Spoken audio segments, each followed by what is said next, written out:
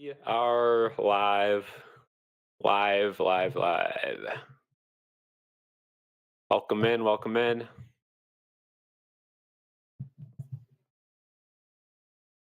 Got ourselves a big time matchup today. The Saints, dominant powerhouse in the NFC, have yet to pick up a win. Should be a blowout, but you never know. Thank you guys for joining today. This will be our second last Bills stream before the Sabres streams kick off, and then we will be streaming at least 3 times a week, sometimes 5 times a week. Sounds crazy to say, but that will be the truth coming up. Yeah, it's good to have that 1 o'clock kickoff back. Unfortunately, we don't get to watch Red Zone though, but the later slate today is certainly a little bit more enticing than the day slate. So if there was ever a week to not, it would be this week. Yeah, I don't know, Victor, not in the chat yet. Blade, how's it going? Truth, how's it going? Smooth Gaming, how's it going? Buffalo Sports, Buffalo Sports Center in the chat too. Um, Drop some score predictions on in the chat right now. Let me know what you guys think this game's going to be. I'm not worried about this game whatsoever. Number one goal of this game is to make it out healthy. The Bills' schedule remains somewhat easy. They have the Patriots Sunday Night Football, the Falcons, who look like a hit or miss team. Their offense is a little scary, but their defense hasn't been that good. On Monday night, the week after, and then I think the Panthers coming up as well. So pretty easy schedule. Billy, how's it going? Got a massive Saints win. If that comes true, I will delete this YouTube channel right now. If the Saints drop 67 points today. Drink of choice today. We got one of these bad boys.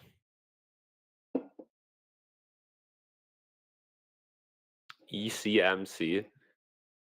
Taylor Rapp doing the little ad for Channel 4 as we get going here. Again, a home game. The weather here is about as good as you could ask for the end of September. Almost a little too hot, if you ask me. But yeah, I think the Bills should be able to win this one pretty easily. We already had a game in the league. We had the Pittsburgh Steelers almost blow a good sized lead over the Vikings. The Vikings were able to make a late push in that game, but ultimately Carson Wentz and a couple dumb decisions held them from tying that game up. So the Steelers improved to 3-1, and that would mean if the Bills lose this game, they'd be tied with them atop the AFC.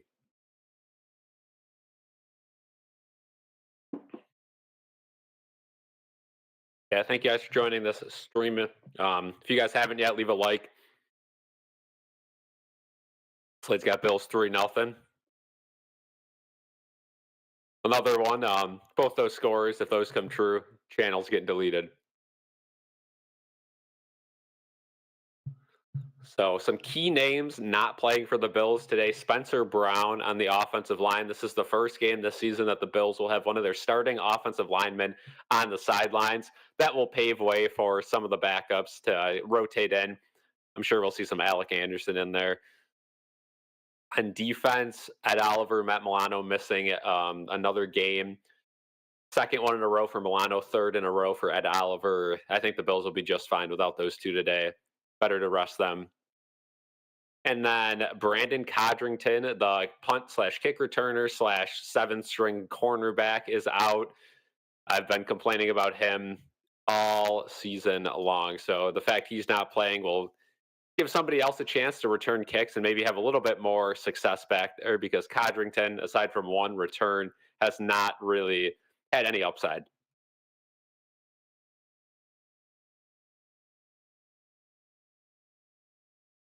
Yeah, Slate's 3-0 predictions back on the old panel. The BSC panel this week sweeps. Everyone took the Bills. The panel, I think two of us are 3-0 and the other two are 2-1. I think a lot of people are going to be picking the Bills until they lose, though. So expect a lot of sweeps from that panel upcoming, unless somebody tries to go bold. Next week would probably be the week to do so. We are getting ready for kickoff. Not anticipating a whole lot of buzz over this game, but if it gets close towards the end, I'm sure it'll pick up a little bit. But definitely a rough week for content creators. So the Bills are going to return. The Saints did win the toss and deferred. So the Bills will get an attempt to start off early and not let off. Game is on CBS today.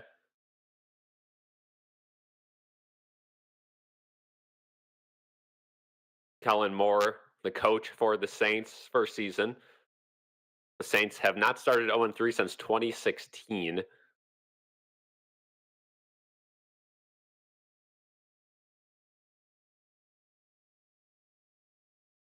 Sean McDermott, of course, on the other side. Yeah, they're mentioning Brandon Codrington, a healthy scratch.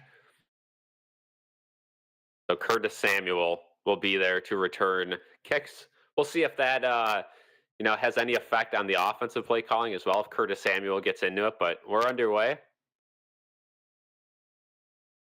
And that one's going to go to Johnson. He's going to get tackled at the 20. So a terrible return.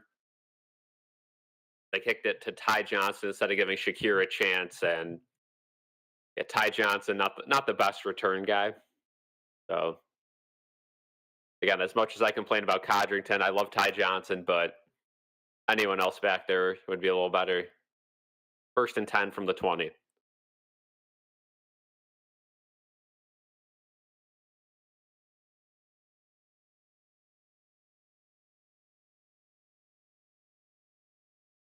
Gilliam and Cook in the backfield. Going to be a toss to Cook, near side. Gets wrapped up for about a 3-yard gain. So yeah, Spencer Brown's backup today will be Ryan Van Denmark. Wave your Denmark flags in the chat. 3rd career start. And he's got a matchup against Cam Jordan. Easily the most scary player on that defense. What's going on, Elijah? 2nd and 7.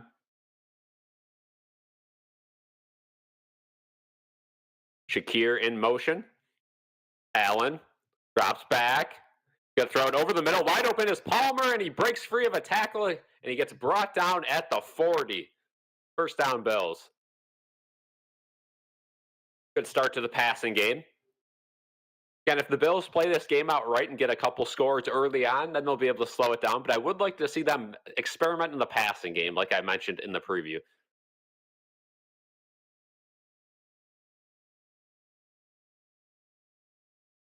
Palmer off to the sidelines now. Cook in the backfield. Elijah Moore in motion.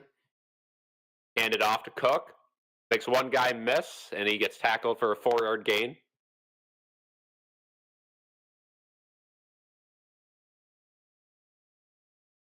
We will see if this pattern continues for the Bills. Run, pass, keeping it balanced.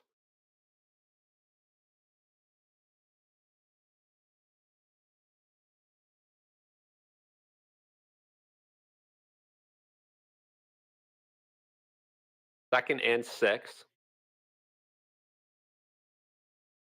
Allen right under center. James Cook about 7 yards in the backfield behind him. Going to be a play action. Allen rolling out. Cam Jordan's all over him, but now he runs through the middle. Allen crosses himself up and stumbles for a 1-yard gain. Looked like if he was able to make one more guy miss, he would have had an easy 1st down scramble, but wasn't able to get it.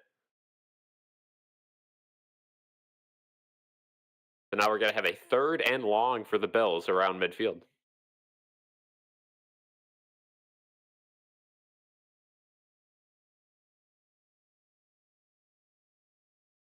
Third and 5.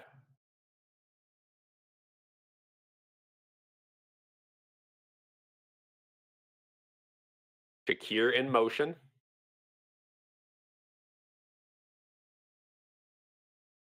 Allen.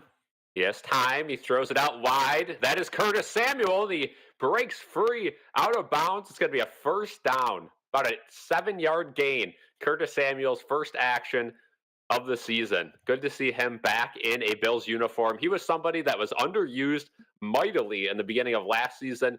They finally started using him towards the end of the season and in the playoffs. And I think he is exactly what the Bills could use, especially with the current wide receiver group they have not being the strongest. First and 10. We'll see if the Bills continue to run it on first down. In Saints territory, Jackson Hawes in motion. They are going to run it. Cook finds a hole, and he's down for about a 5-yard gain. How's it going, Kate? Good to see you in here.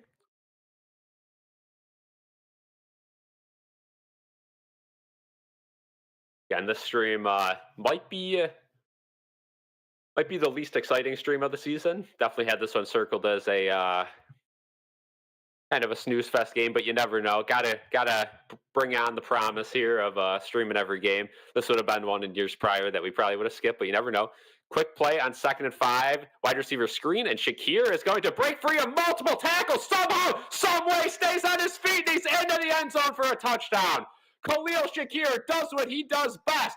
Slippery, breaking out of tackles. Holy moly, what a play. Khalil Shakir. Unbelievable. Victor, how's it going? Yeah, Victor, right on time. Look at this. Wide receiver screen for the first time all season. One of them breaks loose. And Khalil Shakir, I don't know how he does it. He continuously does this, where yards after contact. Matt Prater on the extra point. Snap, hold, kick right down the middle. 7-0 to start the game.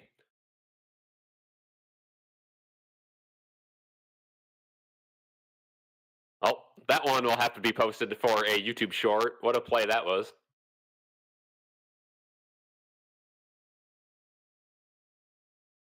Quick start for the Bills.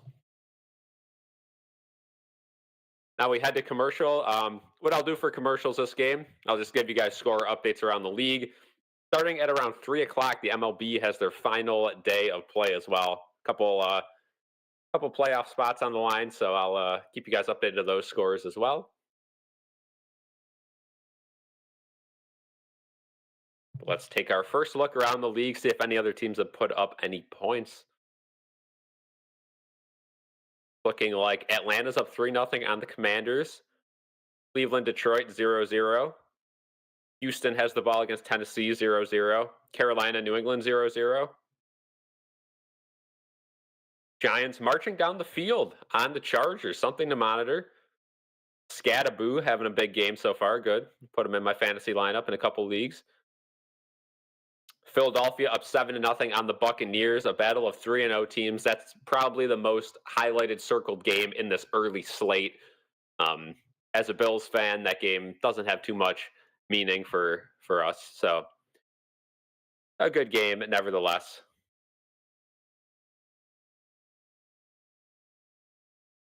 Truth, how's it going? Yeah, Victor, Sabres 3-1 in the preseason. I don't really think they've played any team that's been, that went all out on them either. So you're playing against a lot of backups, and I can't complain. I think they've played good, and we'll see. Again, we'll see you guys October 9th. And we'll be streaming every single Sabres game.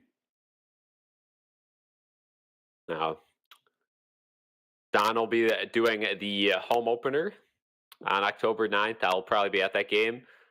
And then we'll be kind of going back and forth for the rest of the season. I mean, you could not have asked for a better start from this Bills team, though. They made it look simple. And Khalil Shakir having his, I would say, first big play of the season.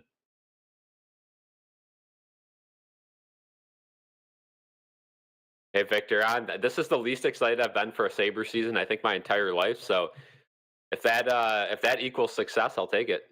Jason, how's it going? Welcome in. Yeah. The Chipotle carne asada is back. Be ready to hear that commercial about a million times if you guys watch football all day long.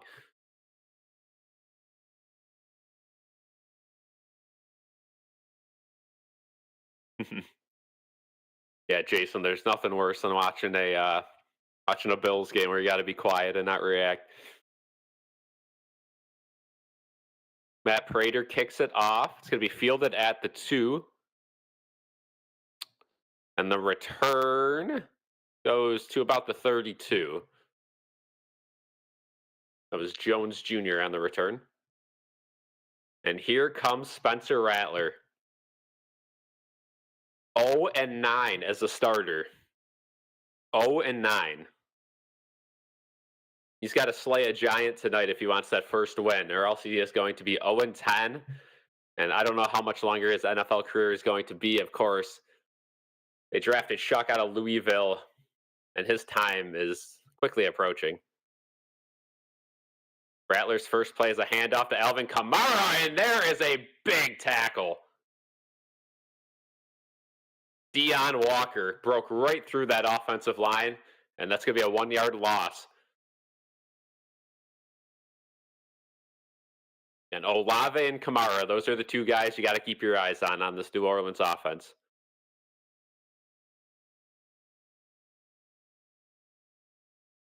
Crowd energy is fantastic. Yeah, I can hear them. Yeah, still got to be jumping around. Yeah, hit that like button. Listen to Jason.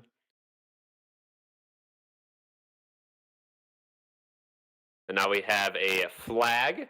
Looks like it's going to be a false start on New Orleans. Land Clark, referee.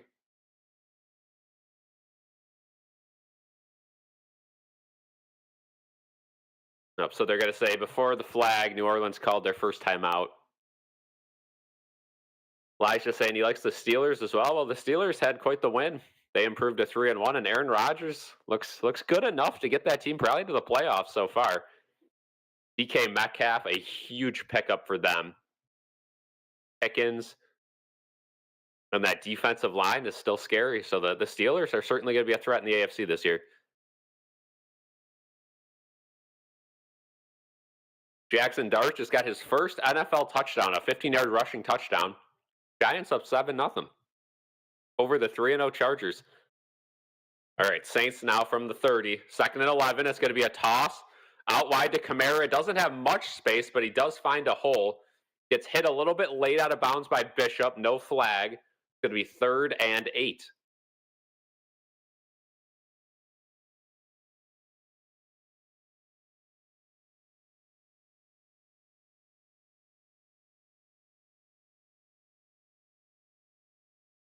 Yeah, Victor, they kind of an unwritten rule. If you're an NFL ref, you got to be absolutely jacked.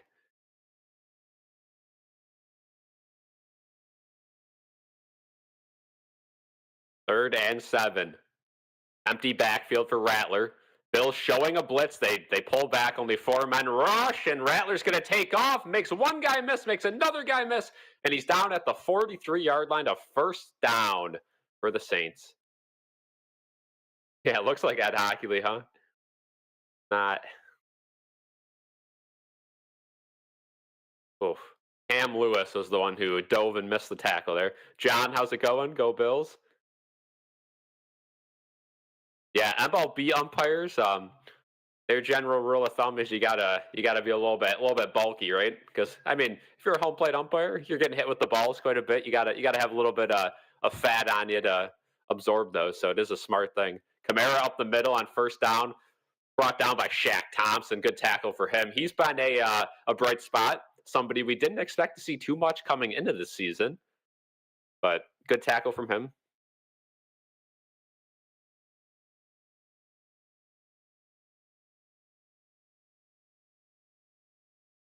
Vintage Bills third down defense sure was. Elijah, yep, Saints marching in. Marching into Orchard Park. Do you imagine Jackson Dart started this year? Season might be looking a little different for the Giants. Still time to recover for them. 2nd and 8. Bills bring a blitz. Rattler fakes it. He's going to throw. Can't find anyone, but he scrambles right up the middle and has a massive hole. He's down all the way to the 40 of the Bills, but there is a flag, so hang on just a second. And the flag is going to be holding on to Buffalo, so looks like that play will stand. Penalty was on Tre'Davious White. Again, that happens all the time when you send a blitz and it doesn't hit home. Usually, the quarterback will be able to find someone downfield, or you got to hold them, and that happened. And Spencer Rattler, I'm a little impressed to start this game.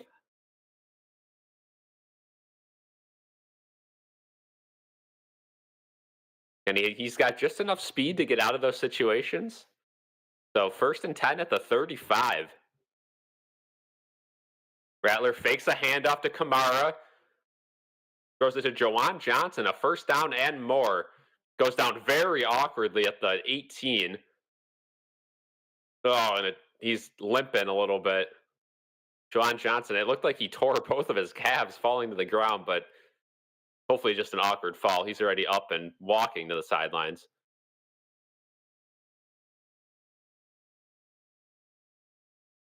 Yeah, the defense. This is what's going to cost us if something does this year. Keep in mind, no Milano, that's your best linebacker. No Ed Oliver, your best D tackle. 1st and 10. It's going to be a run up the middle. And 4 missed tackles and a touchdown. Wow. Kendre Miller up the middle. 4 broken tackles, and the Saints are going to tie this game. It's about as bad as the defense has looked all year. And that's saying something. Move Gaming's bench running back. Now, what a power run. I mean, that might go for angry run of the week. Tre'Davious White, a missed tackle, a couple others.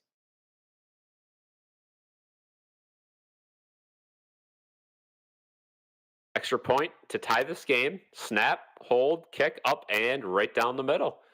So we got ourselves a tie game after 2 possessions.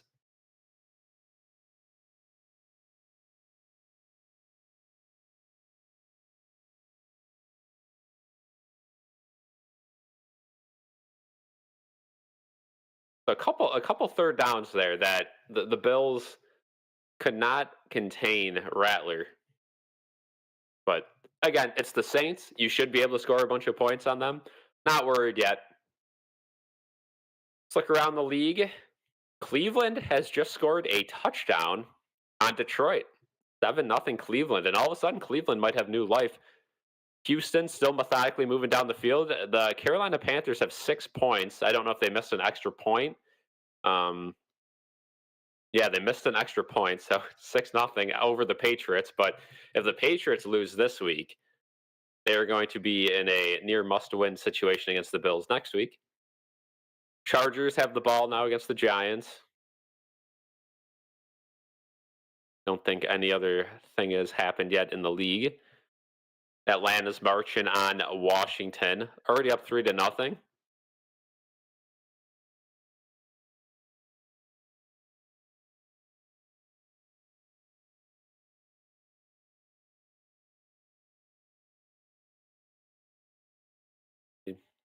Yeah, it looks like Derrick Henry's younger brother for sure.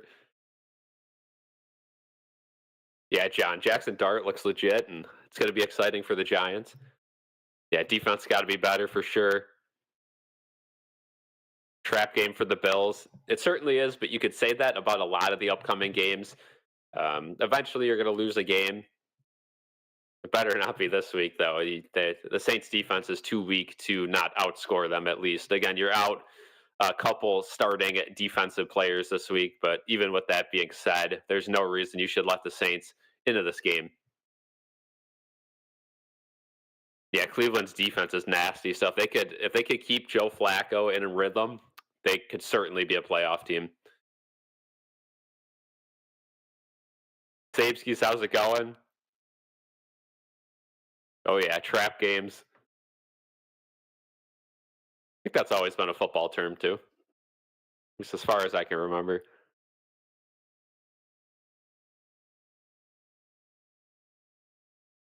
Yeah, Sabeskis. Victor was talking about the Sabres a little earlier too. Yeah, there's no complaints. It looks like the style of hockey they're playing is working. It's preseason though, so of course I'm not going to make any final judgments until I see some regular season games. And their roster actually play against the starters on the other team. But you know, Hellenius, Merca, they look really good. What's up with Trey White? Yeah, he's been slumping a little bit in the last couple of games. He needs an interception or some big play. Curtis Samuel's going to take his first kickoff return, and he finds a little bit of a hole, and he's down at the 34. So not a bad return whatsoever from Curtis Samuel. Well, you will take it. Certainly better than Brandon Codrington. Saints defense is bad. I always learn from you. A little less worried. Sick of our offense. Yeah, I mean, again, if I was watching this game and not streaming it, I'd probably be a little bit more mad. But we're to the point as Bills fans, which this is a really good situation where we have Josh Allen. We're expecting playoffs. Again, if this was in the drought and we started 3-0, we're stressing like, oh, we need this one because we're going to end up losing a bunch later on in the year. We got to make the playoffs. Got to relax. I think we got a good enough team to be fine. 1st and 10, play action. Allen downfield, down the middle, wide open is Keon Coleman down right across midfield. Good play to start that drive.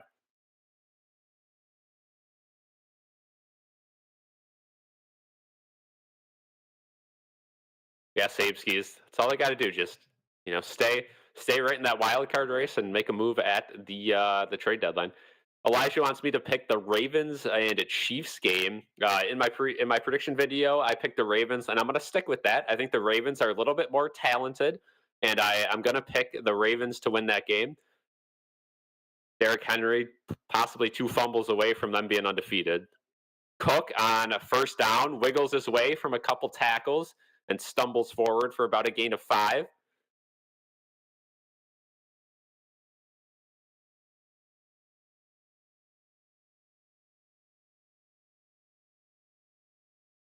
Buffalo offense, 2nd team in NFL history to score 30-plus points in each of their first 3 games in 2 straight seasons.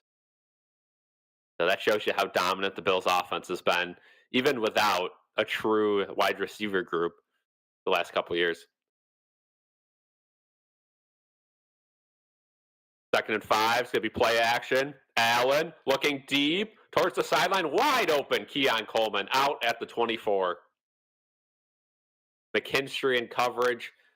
Keon Coleman back-to-back downfield plays. This is what I would like to see more of this game. Keep experimenting down the field. This offense has to show a little bit more versatility because when you end up playing those good teams, especially how bad our defense has been, you're going to have to score every drive. Jason says wants the Ravens too. A tough choice. Yeah, it's again, the good news is they're both 1 and 2. So no matter who wins, it's going to be good for us. One of those teams is going to have 3 losses. 1st and 10, Allen hands off to Cook. Wide open hole up the middle. He'll go forward for 8. Cook's biggest play of the day.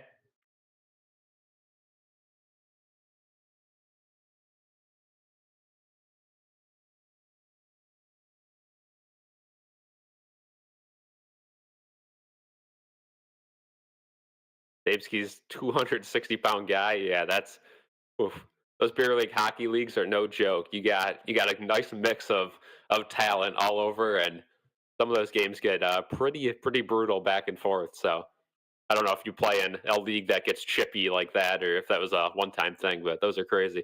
2nd and 3, Cook bounces it out wide. He's gonna have a whole lot of space, and he goes out of bounds at the 8. 1st down. So the Bills' offense is making it look super easy against the Saints' defense. Just got to keep doing that. Keep putting points on the board. Yeah, Jason. Keon Coleman needs to step up. Like I've been saying, this wide receiver group is not the best. If he can turn into a better receiver than he was last year, and keep showing us what we've heard all training camp long that he's due for a monster season, then the Bills will be in a much better spot.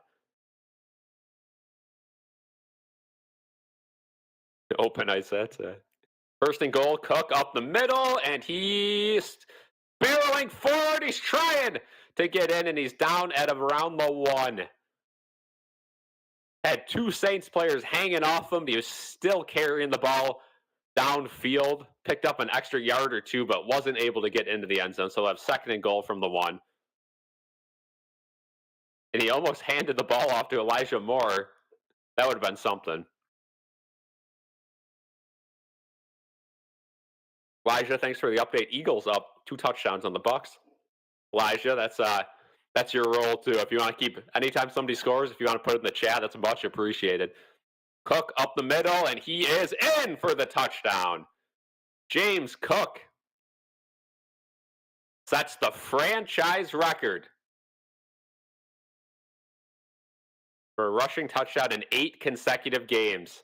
Again, I'm not a huge fan of gambling a ton of money, but if I were to be putting parlays on, every single one of them would be James Cook over half a touchdown. That would be a leg in every single one of my parlays, because it is just uh, an almost constant each and every week that he gets into the end zone. Extra point, snap, hold, kick, up and good.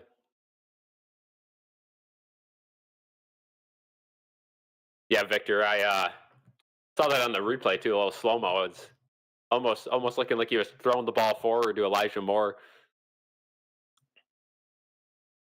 Yeah, the offense is looking good. They got it. They got the runs down. They got the passes down. Take it for a grain of salt against the Saints team, but certainly looking good. And they got to keep this momentum the entire season. They still have Gabe Davis, training with the practice squad. I'd be surprised if he didn't get thrown into the mix at some point in the season. But with Keon Coleman playing the way he does, if he continues to play that way, you might not need a guy like Gabe Davis and his stature.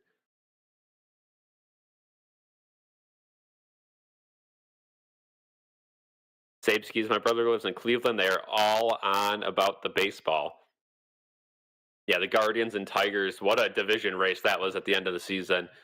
And yeah, baseball, I think every team plays at like 3 or 3:30 today. Last day of the regular season. Wild card round starts Tuesday. Looks like my Mets are going to miss it unless everything goes right today. So, absolute embarrassment by that team, but we'll make a YouTube video about the Mets and their failure of a season if they don't make the playoffs today. We'll make that sometime in the off season. Yeah, he was dialing up that lateral play, but when you're that close to the end zone on first down, he made the smart decision and went down at the 1. Yeah, Cleveland Browns color scheme. Let me know in the chat right now who's got your favorite and least favorite color scheme / jerseys in the league. I'll make a tier list eventually, but yeah, Victor, we did a lot to go right today. Let me know in the chat though. I mean, like the Browns are probably a lot of people's least favorite, orange, brown, and white. Some people like them, I guess. Um, but you're working with some ugly color combinations there, and they haven't really had jerseys that have looked good. I feel like they got to keep experimenting with those. I think you can make it look good, but I think they just kind of deal with it.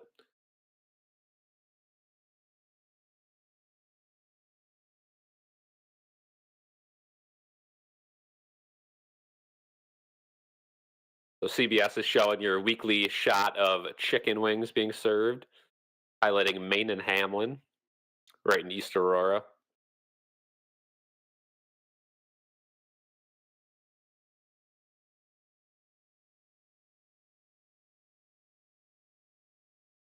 Now the Saints will get the ball back.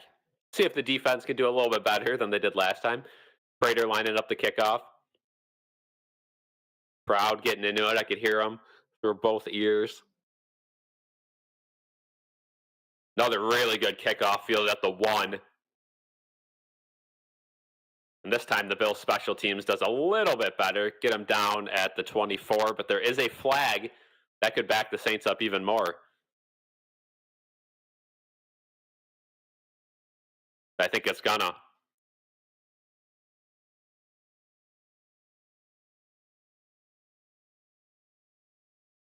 Yep, holding on the Saints, so that'll back them up quite a ways. So good kickoff from Prater.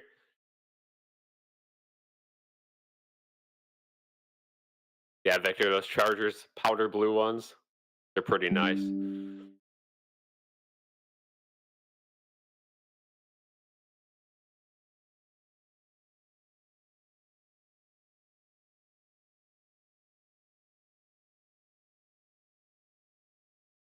Yeah, Patriots got the same colors as the Bills. Can't go wrong with red, white, and blue.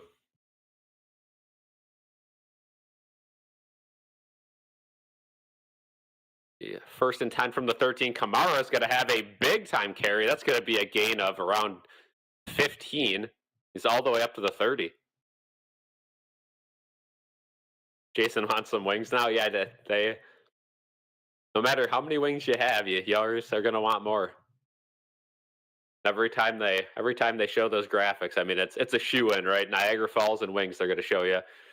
Rattler play action. That one's going to be caught and a 7-yard gain. Jack Stoll, Saints tight end. And if you guys are new here, leave a like and subscribe. Appreciate you guys being here for a somewhat of a low tier matchup.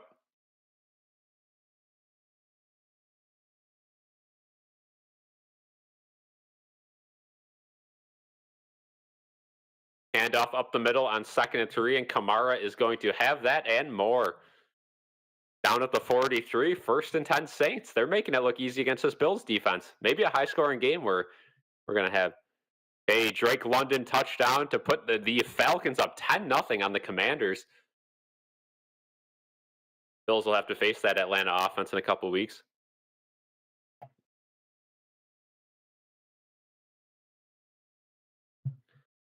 Saw that one guy that wears the sunglasses and trolls fans came to Buffalo.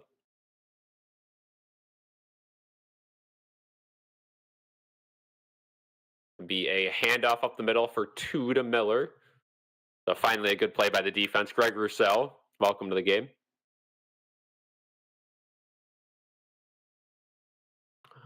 Man with sunglasses. Can't think exactly who you're talking about, but I'm sure I'll figure it out eventually. 2nd and 8, Rattler looking to throw. He's scrambling out wide, and he's going to throw it towards the sidelines. It is caught. Inbounds, 1st down. There is a flag, but it's in the secondary, so I think it's going to stay. 23-year-old prank YouTuber. I think when the trade deadline comes, we're going to bring some kind of run stuffer in. Tre'Davious White got called on a holding call again. Another penalty on Tre'Davious White that's not going to be enforced.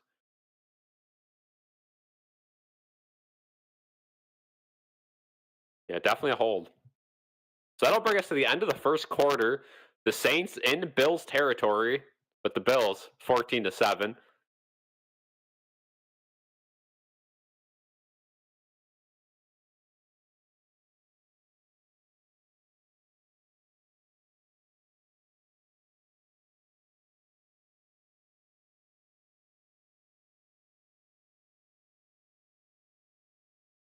May have to go heavy on defense to get next year's draft. Yeah, it looks like it, and I think that's going to be kind of the blueprint for all of Josh Allen's remaining career.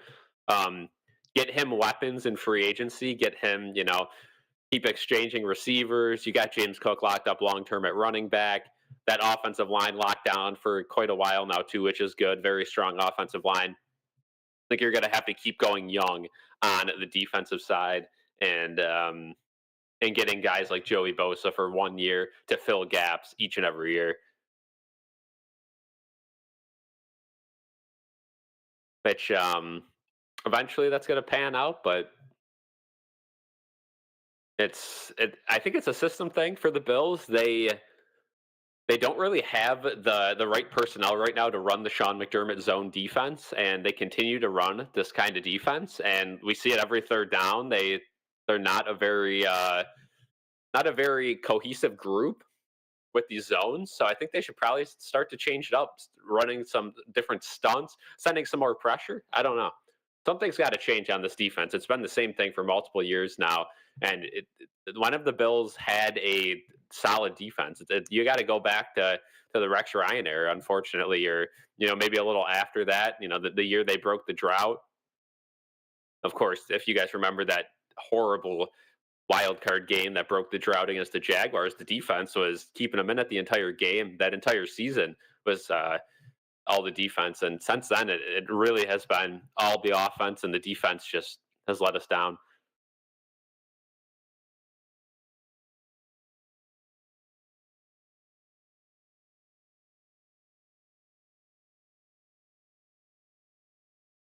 Yeah, day 3 of the draft.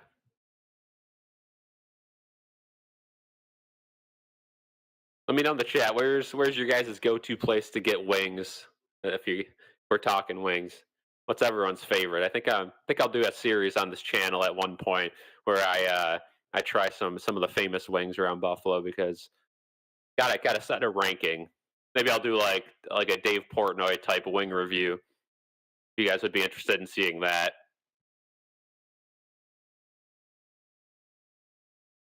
I think we got enough of a following here to do something like that. You guys could kind of let us know what places we should go to first. Going to be an end around on 1st and 10, 5-yard gain to Shaheed. Raimondo's on the corner.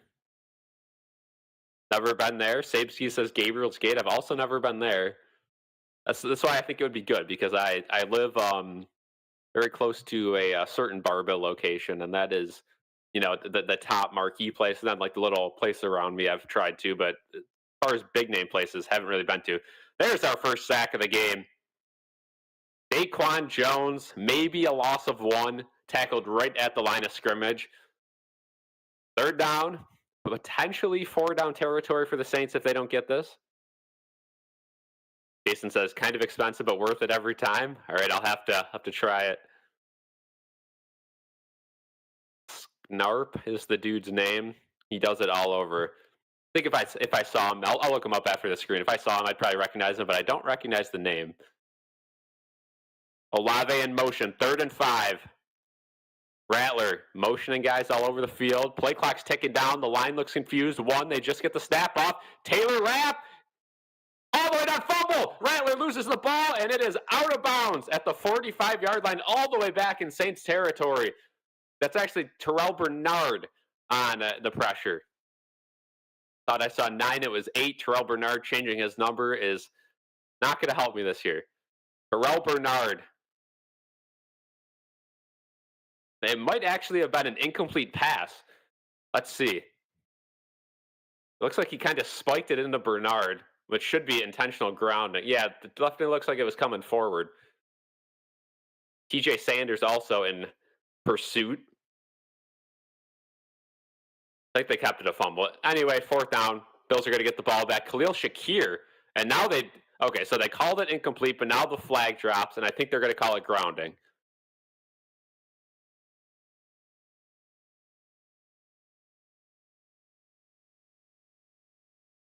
Yeah, so they do call intentional grounding, so that'll back them up enough to punt. Sabesky says, lived on Linwood, downtown, right by Anchor Bar, and never been there. I've also never been there. I've heard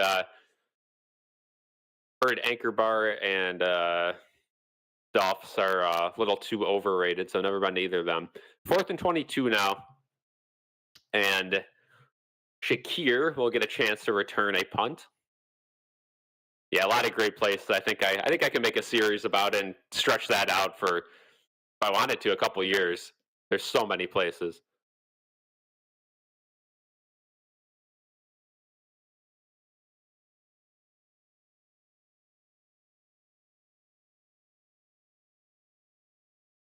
Interesting having Shakir on the returns.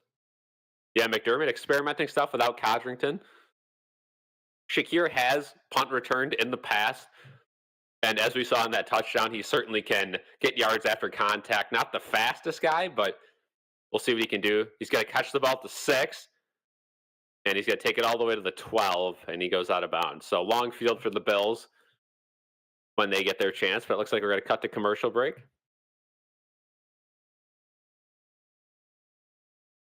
A lot of nice shots of downtown Buffalo. I think CBS has upped their game this year with the scenery shots, the in-between shots. It's something I've noticed. Not too many of your standard. They're still going to show you Niagara Falls, but they've switched it up a little bit this year. I've showed you more of the city. Let's go around the league, take a look at some of these scores. Commanders get a touchdown back, 10-7 Falcons now. Detroit already up on Cleveland, 10-7.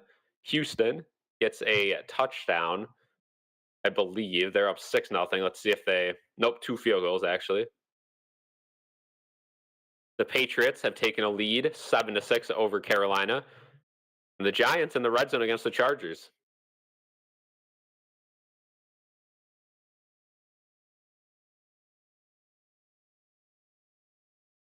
See how this happened. It looks like they got the ball. Okay, so yeah, Justin Herbert threw a pick to Lawrence, who ran it all the way back to the 7.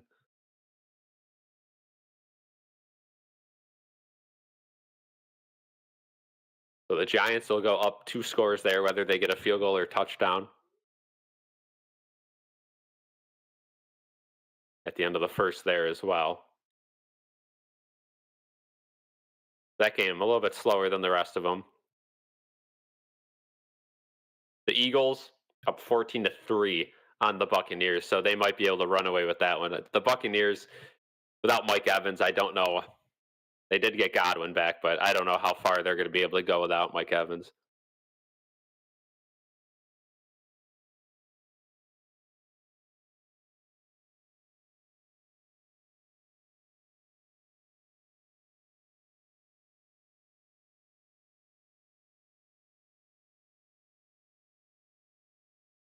Paramount Plus. I'm watching it. I have this antenna that we found, so that allows me to get the feed literally as quick as possible.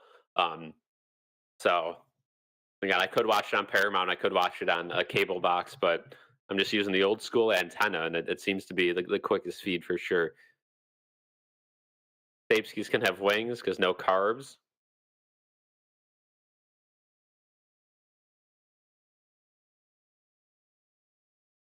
Feel ill, can't. Yeah, it is good with wings. It's just protein. The sauce probably ain't too good for you, but to make it work. 1st and 10 now. The Bills at the 13. Going to be a pitch to Cook, and he's tackled in the backfield. A loss of 1.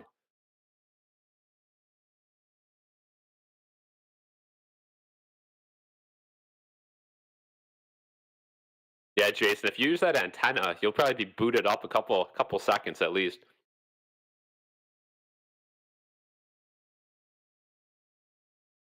For some reason, Paramount Plus is always way behind. Streaming platform. 2nd and 10. They said Cook got back to the line of scrimmage. Maybe lost a half yard. Palmer in motion. Allen. Plenty of time to throw. He's going way downfield and good defense.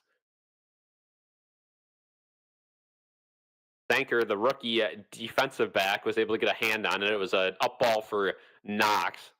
Trying to probably draw PI. Good defensive play there. Not pass interference and got a hand on it. Knox hit that Madden animation where he lets the D-back jump up forward and he just keeps running. So 3rd down, deep in their own territory, 3rd and 10. See what the Bills have dialed up here.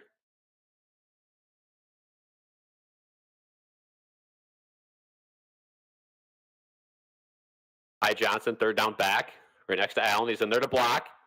Allen's got all day. He's going way deep down the sidelines. He's got his guy open and it's picked off.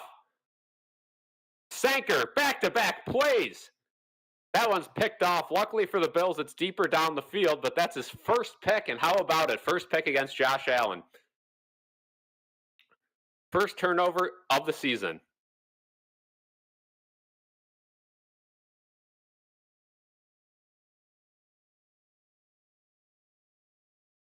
So the Bills,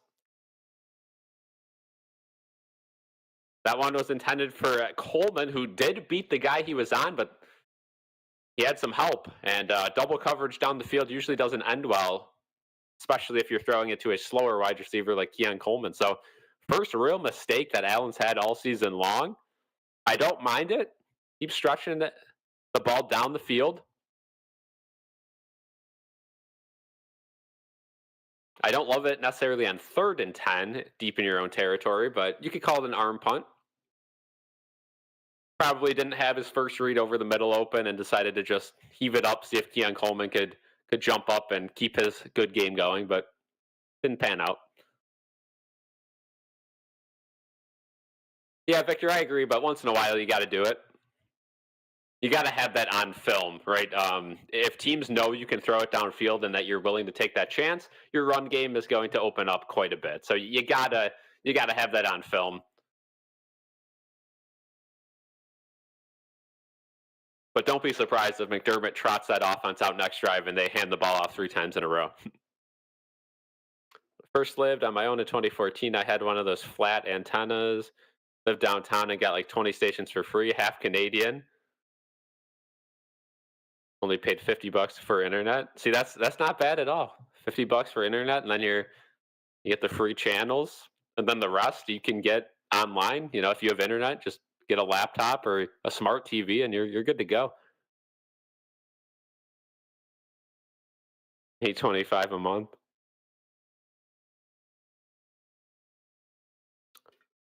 Yeah, whole lot pricier nowadays for sure. That same apartment is probably at least 2 grand a month.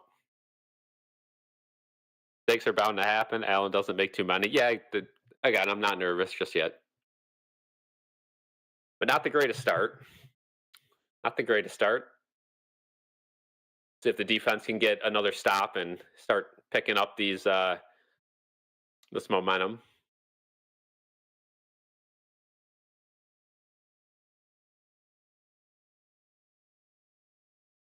No other scores around the league since our last update besides the Giants adding on a field goal. So they're up 10-0 on the Chargers. That's a game to monitor.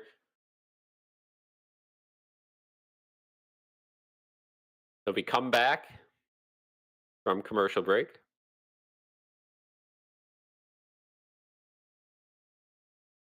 Jason says $40 through Spectrum for 1 GB.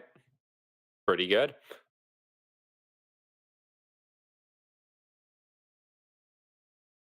Rattler out wide to Kamara. Going to be tackled. Going to be a no gain, so 2nd and 10 now. Would have done a screen with Cook, and if you have to punt, so be it. Yeah, let's see. They're showing the replay of it now, and he had Shakir kind of open, but yeah, good defensive play. I'll take a Coleman deep ball 1-on-1, but when the defensive back can go cover that ground and make it double coverage in a matter of moments, it's tough. And off to Miller on 2nd and 10. He's tripped up by Bernard, a gain of 1.5. So have 3rd and 8. 275 a month for cable and internet. NHL makes you have cable. Yeah, that's the unfortunate thing. The Sabres, you're getting at least 70 something games, and then the national TV ones. But you do need cable for MSG or MSG. But at that point, you might as well buy cable because just buying MSG alone is so expensive. You might as well get the other stuff.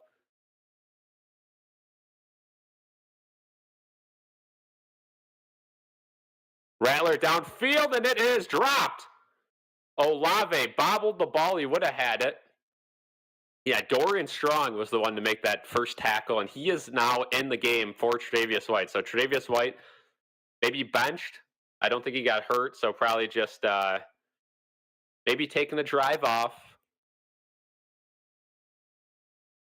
But he had a rough start to this game, so Dorian Strong in.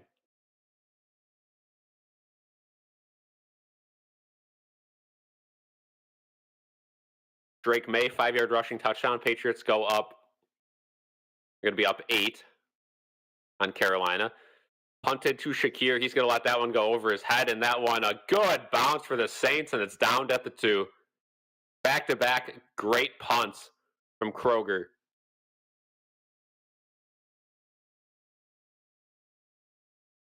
Oh, Sean McDermott and this Bills team, they're going to run it up the middle on 1st down. What I would do is I'd take a deep shot. 1st and 10, no one thinks you're going to try to throw that ball downfield after an interception. I'd have a seam route, and I'd chuck it deep here on 1st and 10. Why not? Used to take Saturday and just stay on hold until they lowered it. That did not work the last time.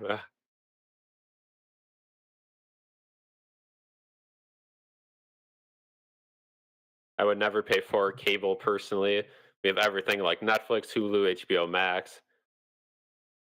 That's the beauty of it nowadays too, and it's a gift and a curse because in order to watch every like NFL game, for example, or NBA, you have to have Peacock, NBC, Netflix, some form of CBS, whether that's through cable or Paramount Plus.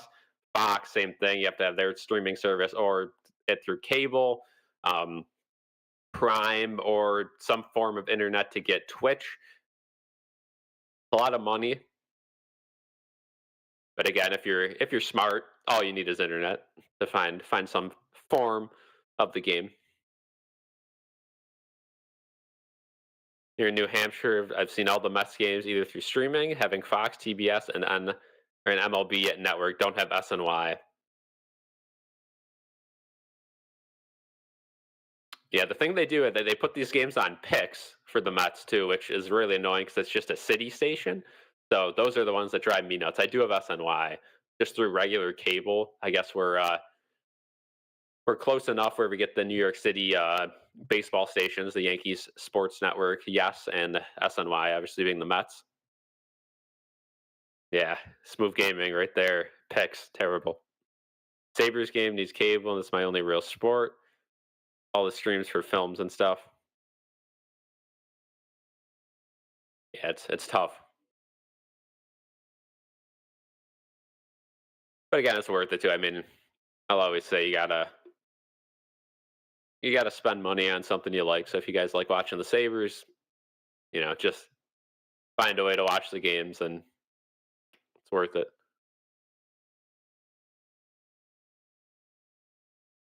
And rumor has it the Sabres are making the playoffs this year.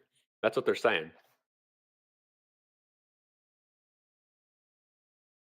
So the Bills backed all the way on their own two to start this drive. They are up 7. Cook way in the backfield. We'll see if they do the Bills thing and hand it off up the middle. Allen making some reads, hard count at the line. Elijah Moore in motion, and it's a handoff to Cook. And he stumbles forward for a gain of 4.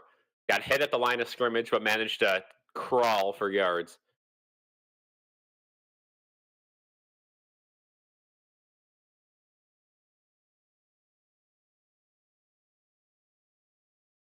They're showing that Dexter Lawrence interception. Oh, how did he not get a touchdown there? Herbert barely touched him.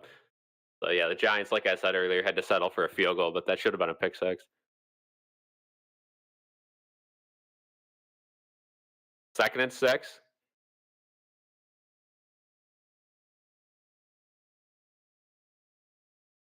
Going to be caught by Coleman at the 15, and that will be a first down. Kind of a nasty looking tackle. Two guys had his legs and tried to get the ball out, but he hops up. No injuries, no problems. First down, Bills. Yeah, Consta he looks really good. I know, Jason, you made that comment on a video a little while ago, and I responded to you saying there's probably not a chance that he starts on the Sabres roster, but certainly going to be an option early on in the season as their first call up.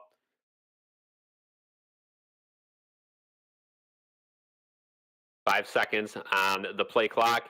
Allen, fake handoff. It's going to be picked off again. Is it dropped? It's dropped. Oh my goodness. Wow. I don't know how that was dropped. Allen was rushed from the right side.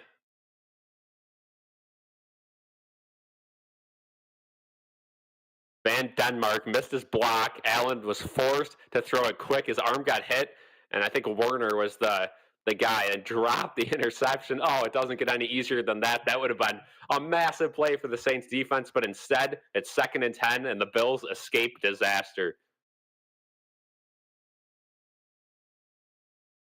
And now the Bills are going to have to waste a timeout. At that point, I'm fine. You got to settle this team down a little bit. That was a messy play from the offensive line to the receivers to the quarterback. Yeah, Allen, he always does have a couple hiccups against bad teams. I think it's just because the game plan's a little more open, not as scripted, not as set in stone.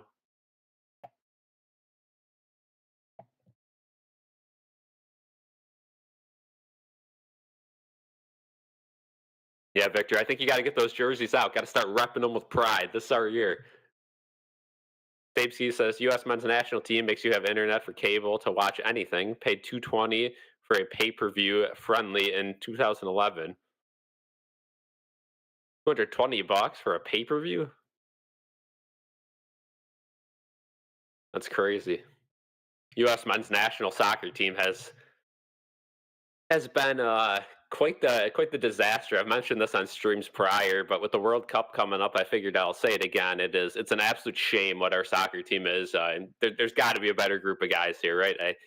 I get that soccer is the number one sport almost everywhere else, and here there's so many other sports that triumph over it, like basketball, football, hockey, baseball. So the best of the best athletes don't usually look to soccer, and that's probably why. But could you imagine some of these athletes getting in soccer shape instead of football shape, or hockey shape, baseball shape, and focusing on soccer? I think if soccer was prime in the United States, I think we do have the best athletes, and I think the United States would be a much more complete team. I think they would be in contention to win almost every tournament that they're in, but fact of the matter is they simply just haven't. The coaching for the U.S. men's national team has been atrocious the last 10, 15 years. They haven't had really that much success.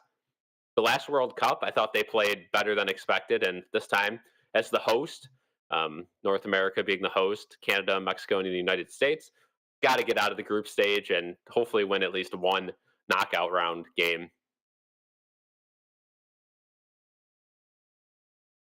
Looks so good in 2020.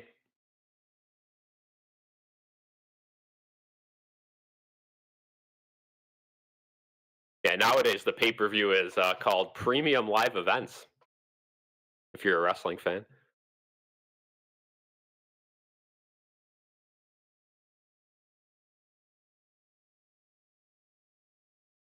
So we come back from commercial, second and 10. The Bills just used a timeout.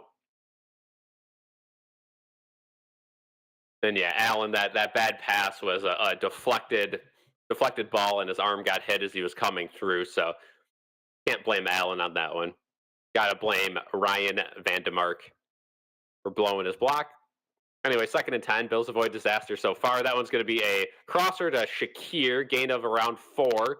Second and, or now it'd be third and 6.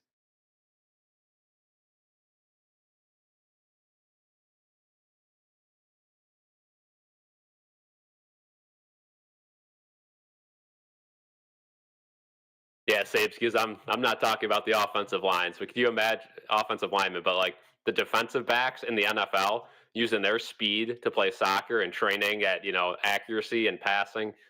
I'm just saying that we got a lot of guys in the NFL right now where if they train their whole life to play soccer, they could really stir it up in the national field.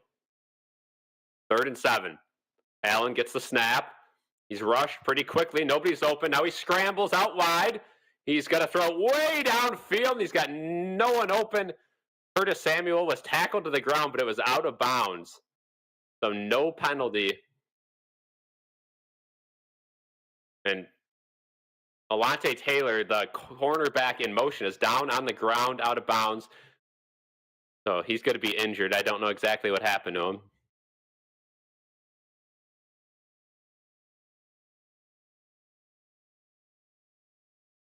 Yeah, definitely not a penalty. Samuel fell out of bounds, and it wasn't a great ball from Allen. And Coleman got chipped to the ground. That probably could have been offensive PI.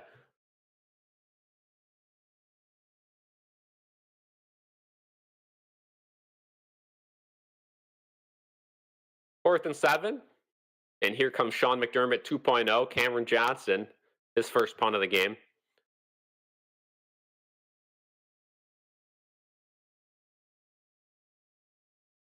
Could be a fair catch at the 41. The Saints will have really good field position when they come back. Imagine Patrick Kane if he played soccer. Oh, there is a late flag. Hang on.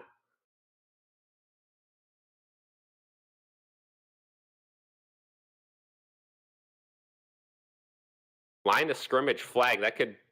Might be a holding call on the Bills.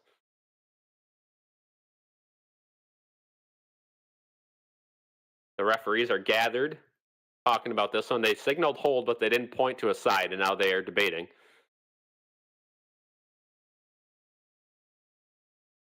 Now they're telling each other a couple of jokes. They're giggling around. Let's get this thing going.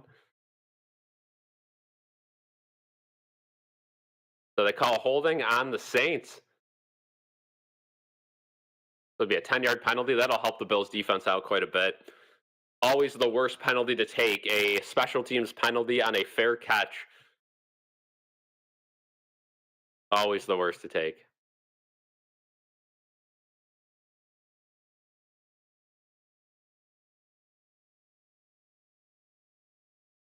Yeah, Patrick Kane playing soccer. I mean, getting a guy like that with his quickness, his speed. I don't know if he'd be exactly the guy that could do it, but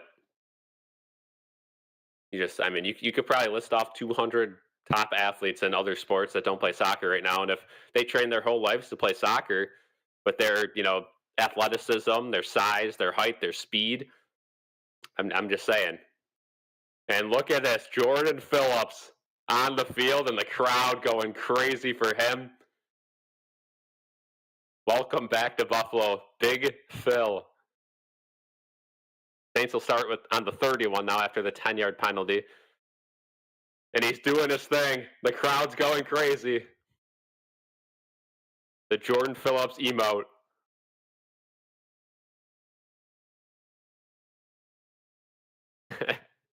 Oh, yeah.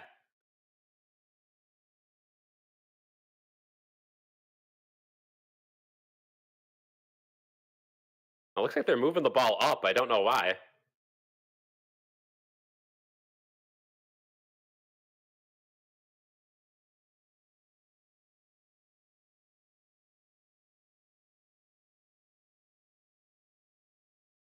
Oh, and now they're...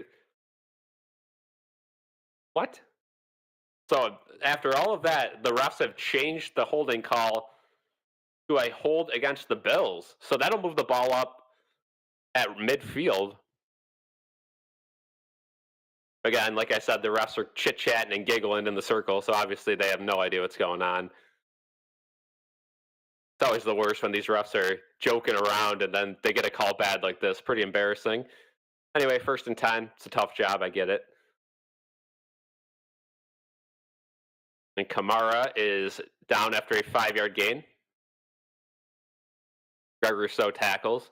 So I don't understand how this ref group had that entire 2-minute TV timeout, and they still.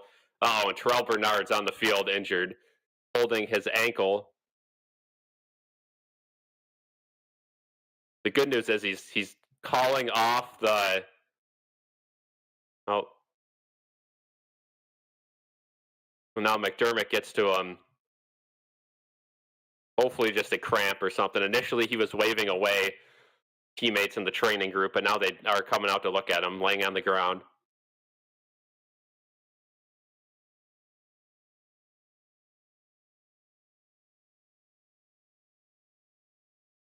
So Terrell Bernard, somebody you cannot afford to lose with Milano out. And now we'll head to commercial break, so hopefully it's something minor for him.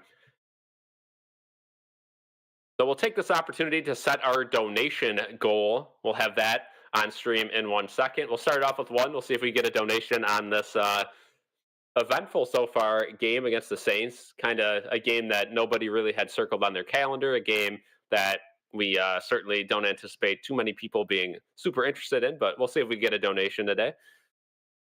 Again, like and subscribe if you guys are new. Thank you for being here.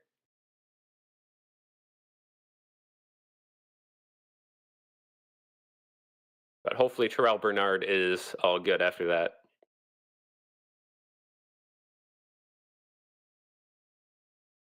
Still a little score, whip around. Washington down 10-17 against the Falcons. Cleveland has the ball deep in their own territory, still down 10-7. Houston still up 6-0. New England's about to score some sort of points. They go up 2 scores on Carolina. The Giants, 4th and 1, probably are going to punt the ball back to the Chargers, up 10-3. And Philadelphia's up 21-3 on Tampa Bay. Not a whole lot going on in the 1 o'clock because we do have the international games that I think 6 straight weeks we'll have international games. into mid-November this year. We had today in Ireland, then 3 straight, I believe, in the United Kingdom or London, and then I think they have Berlin and then Madrid to round it off.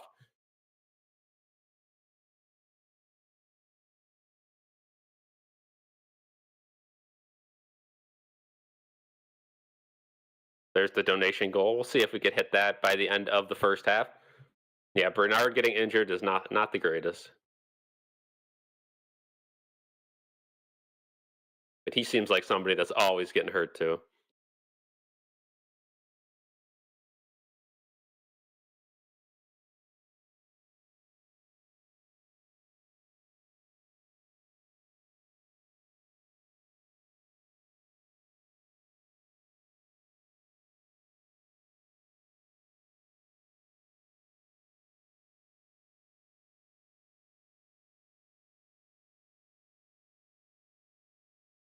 So Bernard off on the sidelines, standing up. He looks like he'll be fine. But Buffalo Joe subs in, that middle linebacker. 2nd and 6. Kamara up the middle, and he finds a hole, tackled by Joe Andreessen and Greg Rousseau, who's been all over the run game today. Unfortunately, a lot of the runs he's been able to take care of have been up the middle, so by the time he gets there, it's a gain of a lot. Jordan Phillips, his first play, he stepped on Terrell Bernard's ankle, so that is why Terrell Bernard was hurt. But he looks okay. It's probably just going to be a bruise, and he's right back in the game on 3rd and 1. 3rd and 1, Rattler up the middle and gains 3 yards on the sneak. The Saints offense having success against the Bills. Billy Buffalo, definitely one of the best mascots in football. I feel like the Bills don't really use him that much. They don't use him a whole lot on social media. They don't use their mascot, at events a whole lot. You see Sabretooth all the time at these events, but never Billy Buffalo. But the NFL isn't really a huge mascot league. Kamara up the middle, and he's tackled. Gain of 2. Terrell Bernard on that tackle. He's fired up after that one, so he looks just fine.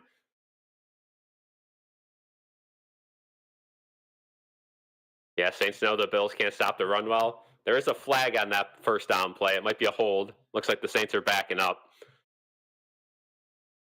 And yeah, if you have Alvin Kamara, you got to use him as much as possible, especially against the Bills. And they picked up the flag. No flag. 2nd and 8.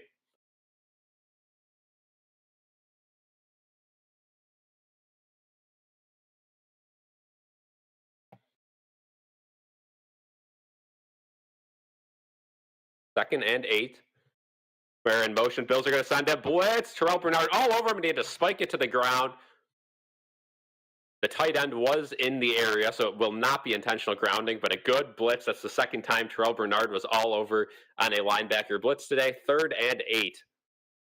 Again, potentially 4-down territory, kind of in no man's land here. Spencer Rattler looked like some sort of screenplay there. It was completely annihilated there. 3rd and 8. Both teams have 2 timeouts left with 6 minutes to go in the first half. Play clock winding down to 2. They get the snap off. It's going to be a handoff up the middle, and how about Deion Walker? Deion Walker stuffs the run, loss of 1, and now it'll be 4th and 9, and you'd have to assume the Saints punt here. It's a tough place to punt, but a field goal would probably be too long. See what they decide to do. They're going to try a field goal. It's going to be, what, a 57-yarder from here? Blake Groupie, 54. Okay, so not too long. It is up. It is curling back towards the center, and it is good. 14-10. Good kick for Group A.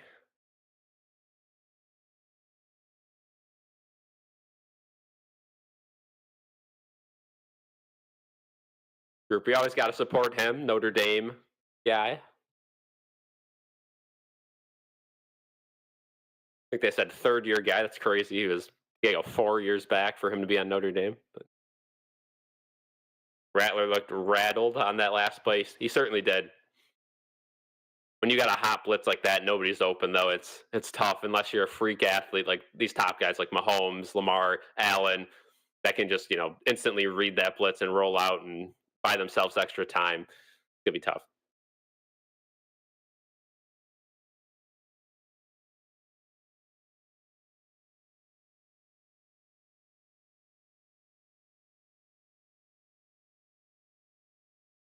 The 4-point game.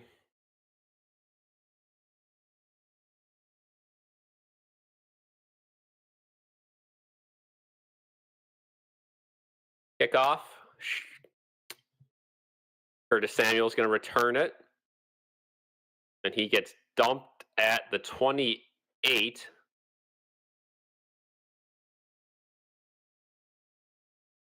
Yeah, Jason Bernard's all good. Just got stepped on. He's back in the game.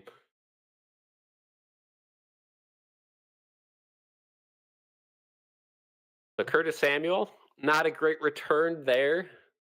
If that continues, you got to ponder maybe the Bills' special team blocking is the problem.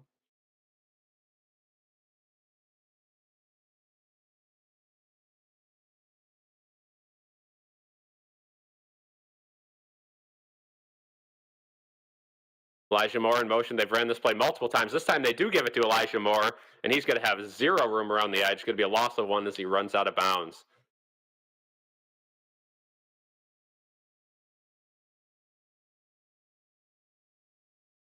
Henderson gets a touchdown for the Patriots, so they go up 2 scores. 21-6. Yeah, Victor, I agree. It's a must-score drive. Got to bounce back. Can't give the Saints an opportunity to take the lead the rest of this game. You got to stay up 2 scores on them.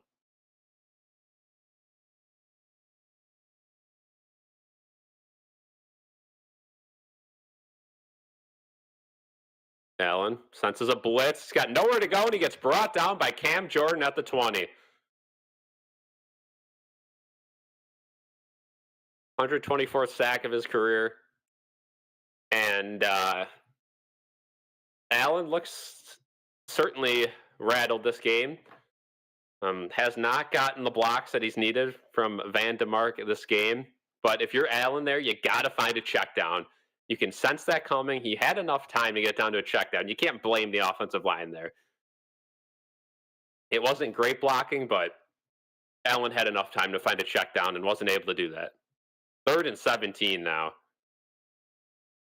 See if the Bills play it safe. And oh boy, everyone moves except the center. It's going to be a false start on the Bills. Oof. This is a bad drive. Amon-Ra St. Brown, 2-yard touchdown, puts Detroit up 10 points on Cleveland. So they called that one on Deion Dawkins, but everyone was moving.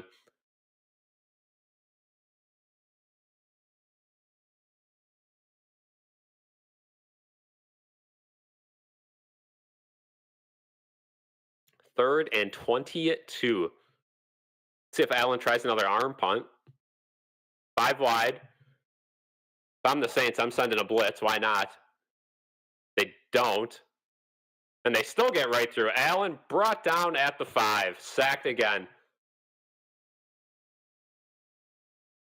Carl Granderson, former Polk, Wyoming. 4th and 31. I think the Bills are going to elect to punt this one. A terrible drive. Bills' offensive line crumbling against the Saints.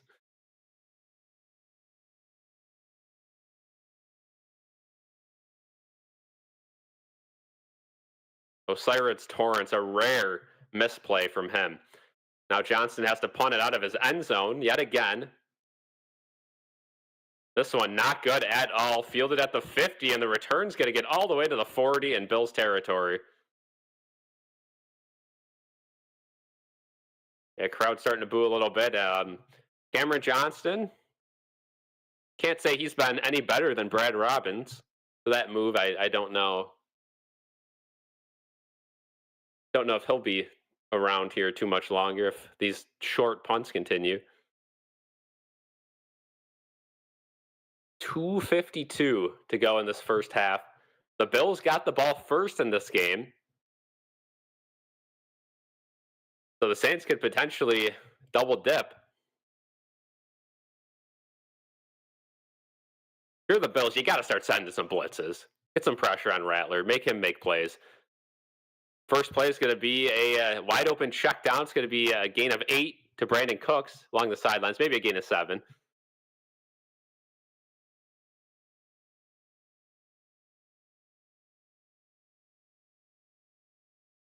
Oh, gain 8. Okay, 2nd and 2.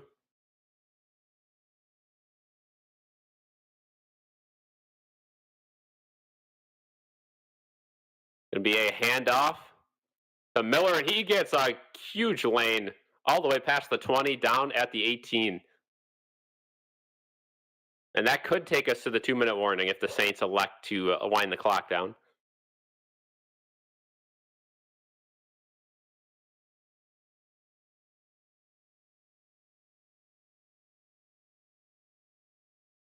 And they will take us to the 2-minute warning. So Saints knocking on the door. If the Bills could hold them to a field goal on this drive, we'll figure it out when we come back from the 2-minute warning.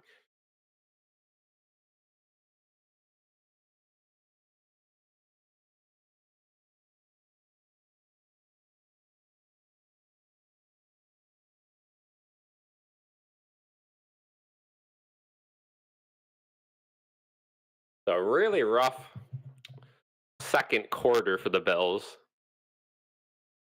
Not too concerned, but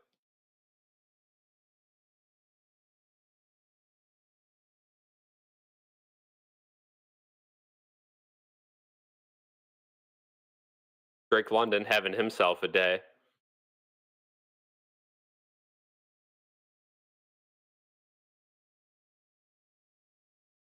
No other real changes around the league. Patriots in the red zone again. So Carolina's win last week looks to be a fluke as the Patriots are about to go up 3 scores on them. Philadelphia knocking at the door against Tampa Bay. They would also go up 3 scores.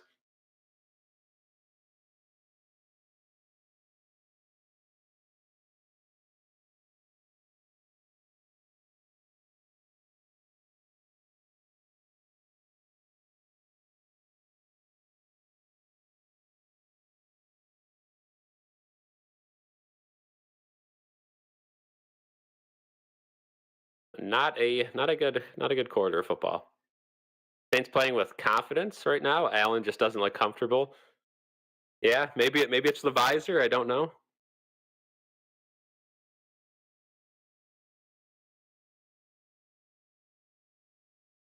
Yeah, I'm not gonna freak out this game until it's the fourth quarter and it's potentially out of reach. I got faith in this offense, and when Allen needs to get yards and has to score, I trust him. Again, the run game was there. They'll probably circle back to that in the second half.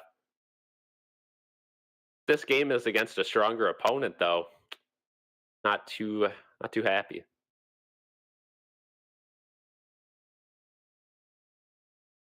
Keep in mind the Saints do have one of the best running backs in the league, and the Bills' biggest weakness is probably their run defense.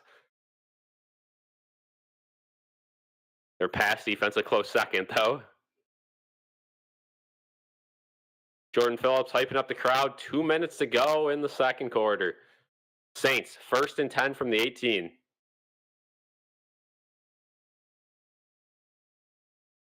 Rattler going to be an end around. Good defensive coverage. And Shaheed out of bounds at the line of scrimmage. It'll be 2nd and 10. Good start post 2-minute. Joey Bosa was over there. Yeah, anytime a game spread is over 14 points, it's really hard to bet that. Oh, it's Rattler, bad snap, but he was able to grab it with one hand, and now he's going to sprint up the middle, and he gets an 8-yard gain. So kind of a busted play there, but Spencer Rattler was able to make it happen. And I think the Saints called timeout.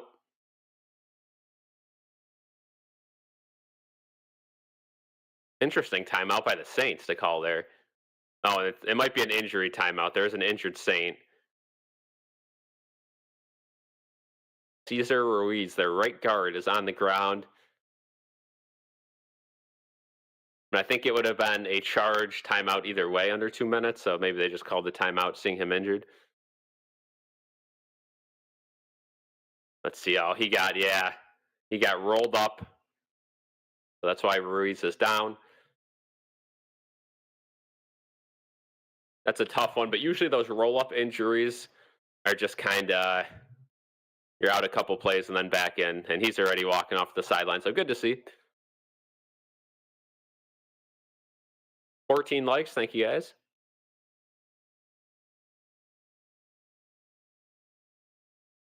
Simpkins now in at right guard for the Saints.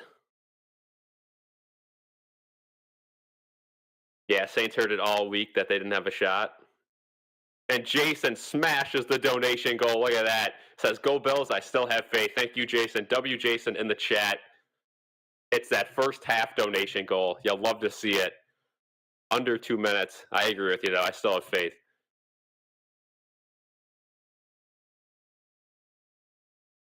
Big dubs in the chat. 3rd and 1.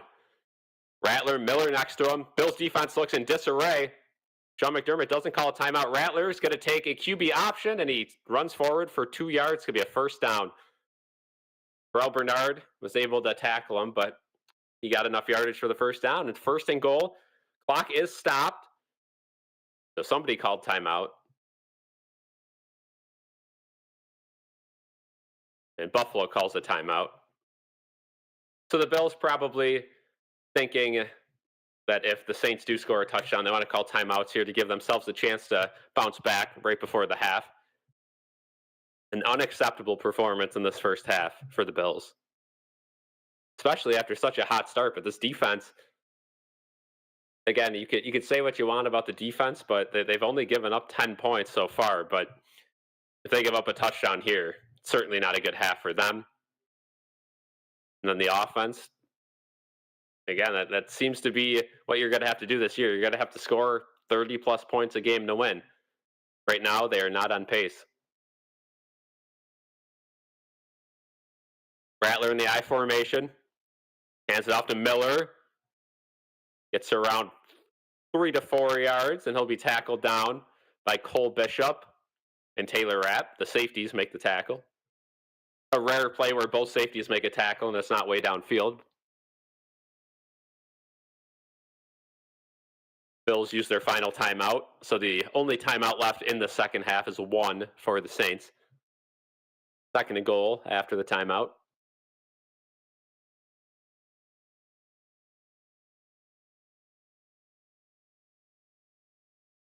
Spencer Rattler, 0-9 as a starter. Potentially 2 quarters away from picking up his first win against a Super Bowl favorite team in the Bills. 2nd and goal. Can this defense hold?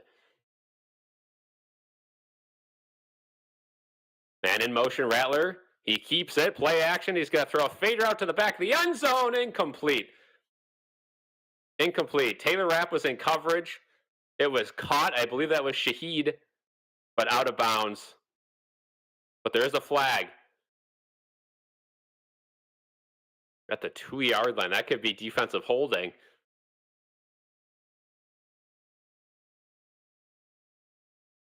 That would be a killer for the Bills.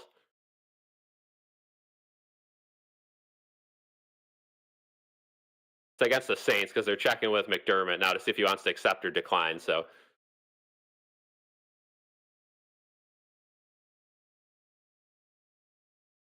now they're just going to say no foul for an eligible player downfield. So what that tells me is McDermott maybe said they're going to decline it, and he went, you know what, it's easier just to cancel it altogether. This referee group, couple questionable decisions so far this game. I wouldn't say there's been a bad call this game. They just don't really seem to know what they're doing. Tre'Davious White back in the game. 3rd and goal from the 6. Going to be a little trick play end around, and they're going to throw it to Rattler. It's picked off. Cole Bishop picks it off, and now he sprints down the sidelines all the way to the 15. Big time play from Cole Bishop. The Philly special just didn't work, but there is a flag, so hang on. There is a flag.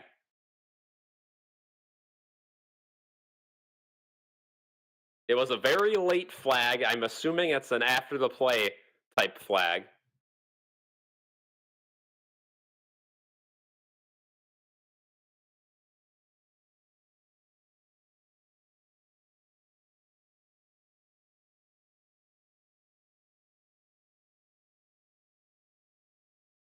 So half the distance of the goal during the return, a blindside block. The Bills don't care about that. So that'll set them to around the 7-yard line. Sure, whatever. Big time play for Cole Bishop. That's one that could really get the confidence going. One-handed snag. I don't think it was going to be a completion either way. Let's see again here. Nice play design. Oh, he might have had it if he didn't pick it. What a play from Cole Bishop. Saints getting too cute. Absolutely. Keep in mind it was 3rd and goal, so if there was ever a time to try that, you'd rather try that on 3rd and goal than 1st and goal. Could you imagine they got down there in 1st and goal, they did that? Wow.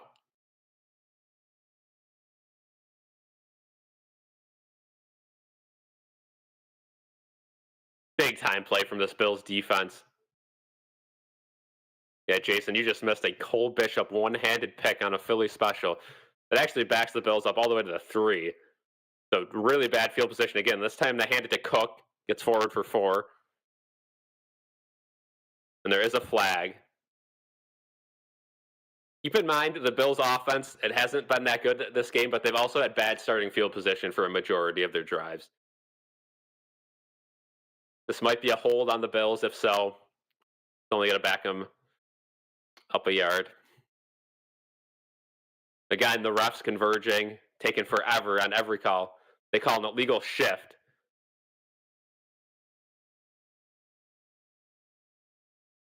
And the CBS graphic just put up Joshua Dawkins for the penalty, number 73. So they certainly have the C crew working this game on the scoreboard, and I don't blame them. Joshua Dawkins. Who is Joshua Dawkins? Ugh. I was just giving CBS props, too, for getting some better camera shots, and the scoreboard operator is certainly not one of their vets. Ball on the goal line. They're going to run it up the middle with Cook. He bounced it out wide. He's actually going to have a little bit of space. He's going to get all the way out to the 10, but there's a flag again. This one thrown in the secondary, but might be another hold.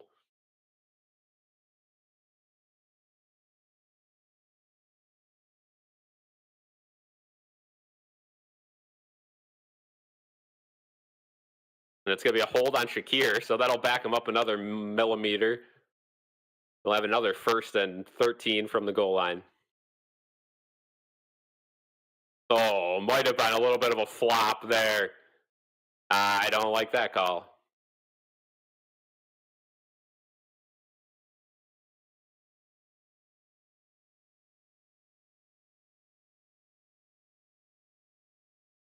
All right, call me crazy again. Had a couple run plays get called back. Chuck up a streak. Let's put them out here. Everyone's anticipating a run. The crowd chanting BS. You could hear it audibly. Very rare a football game you get a chant like that you can hear. Cook up the middle, and he gets 4. And now Shavers is getting into it with a Taylor. No flag on that one. They're going to let the clock keep running, and Deion Dawkins a little slow to get up, but he's up.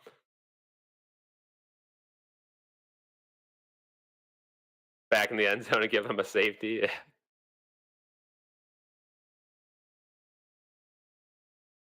Yeah, John, we got the ball, but we're at our own 5. So I think the Bills are just going to let this one go to halftime.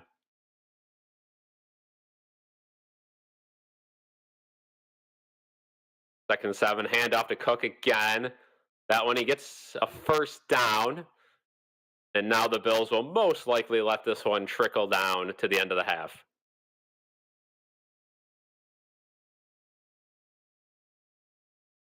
And that's what they're going to do. So halftime, Bills 14, Saints 10. Certainly not what we expected from that first half. The Saints will get the ball to start the second half,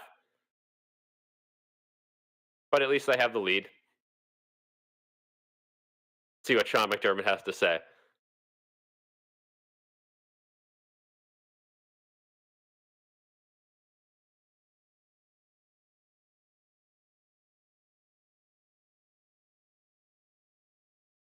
Substandard situational football. That's what he said.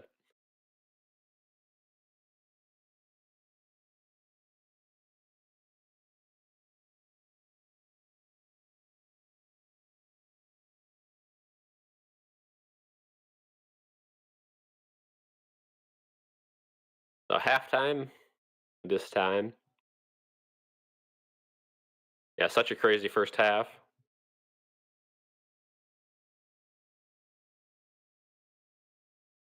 I will say there were some positives that first half. The offense was clicking in the beginning. Cook got going on that second drive. That first drive had some good passes downfield. Keon Coleman had some nice one. Joshua Palmer, again, it seems like every game besides I think the week 2 game, he was a big factor for a portion of it, but they just kind of stopped feeding him the ball, and that kind of happened again today.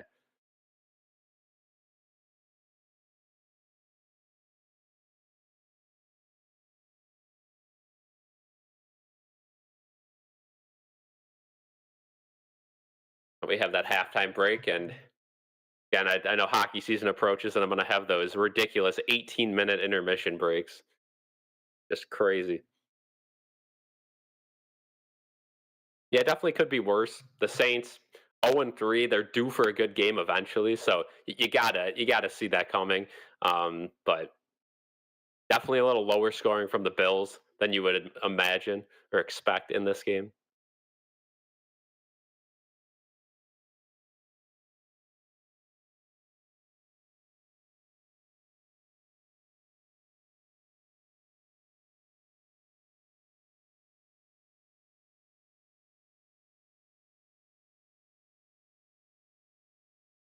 So this is definitely the Bills' weakest performance so far of the season. I guess you could put this on par with their performance against the Ravens in the first half.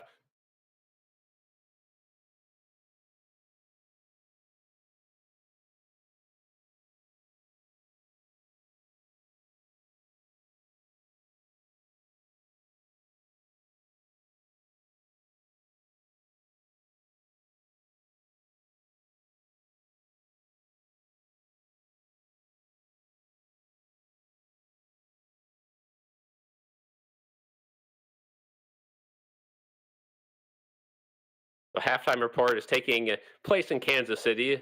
They're doing an on-site show there for the big Kansas City versus Baltimore game. Yeah, Jason, NHL intermissions are 18 minutes long. Mets on in 40 minutes. Yep, we'll be nervously watching the Mets and Reds games. If only they didn't lose that first one to the Marlins, it'd be a win and then. But looks like the odds are against us today.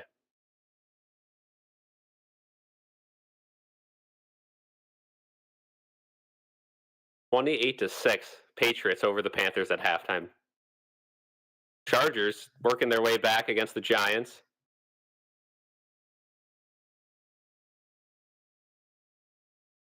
Falcons up 17-10 at halftime.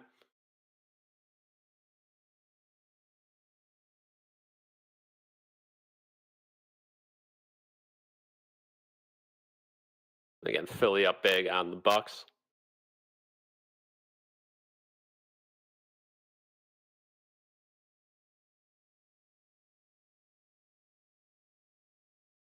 Houston and Tennessee are already in the third quarter.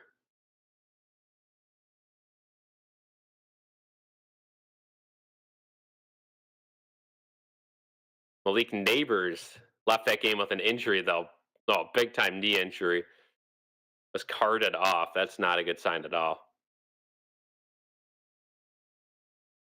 And Quentin Johnston gets a touchdown in that Chargers game as well. Somebody who was certainly ridiculed for the early part of his career.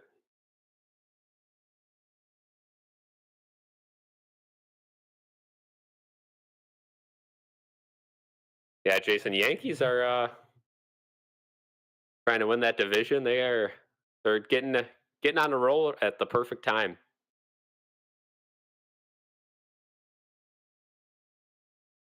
Over under and how many Mets pitchers? I'd set the number at 7. I don't think Mania makes it more than an inning or two. He's just been atrocious this year, and if he starts to struggle, he'll get pulled, and then every inning they'll have someone new probably. Everyone's available today.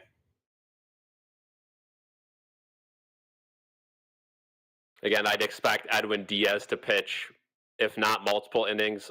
He'll probably end up pitching earlier than the ninth inning in that game, unless it's out of, unless the Mets somehow, some way find themselves up uh, like 5 or 6 runs in that game. Then they'll probably just save them. But it probably won't matter because the Reds are taking on the Milwaukee Brewers AAA team today. Never know, though.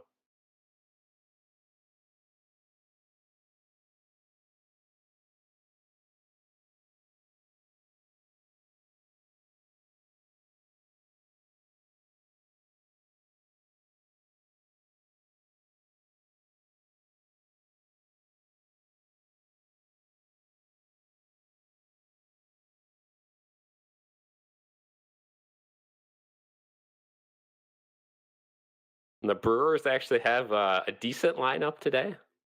They didn't put a super punt lineup in, so never know. Hopefully, the Brewers value knocking out a rival team rather than paying the Mets back for a wild card loss, but we'll see.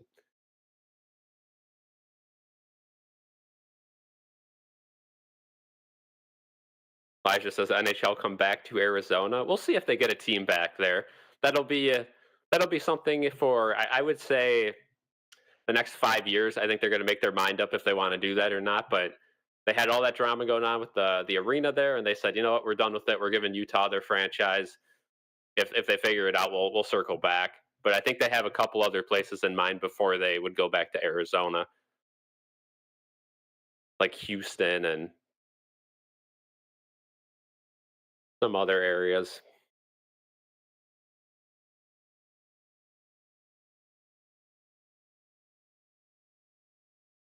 Arizona, they did their best to fill up the Arizona State hockey arena, but that was pretty easily.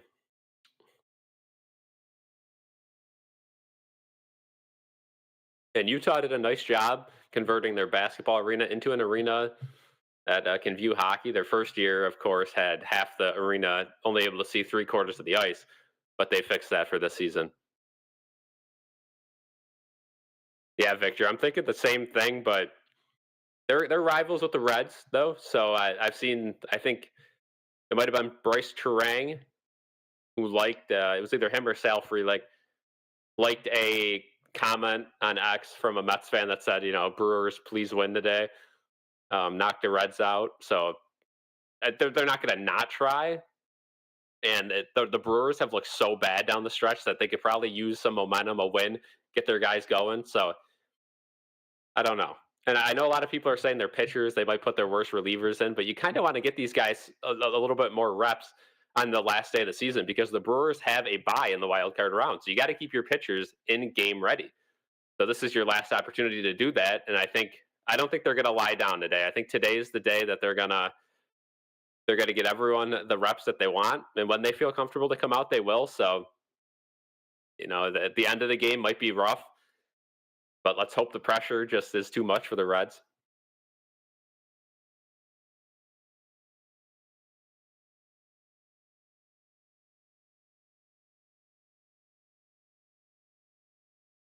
And these guys are sweating so bad at this Kansas City on-site show, so it must be super hot there. the second time they've cut to them this game, a little pregame and then halftime, and they've been dripping sweat. Yeah, listen to Jason, guys. Leave a like and subscribe. Helps us out a bunch.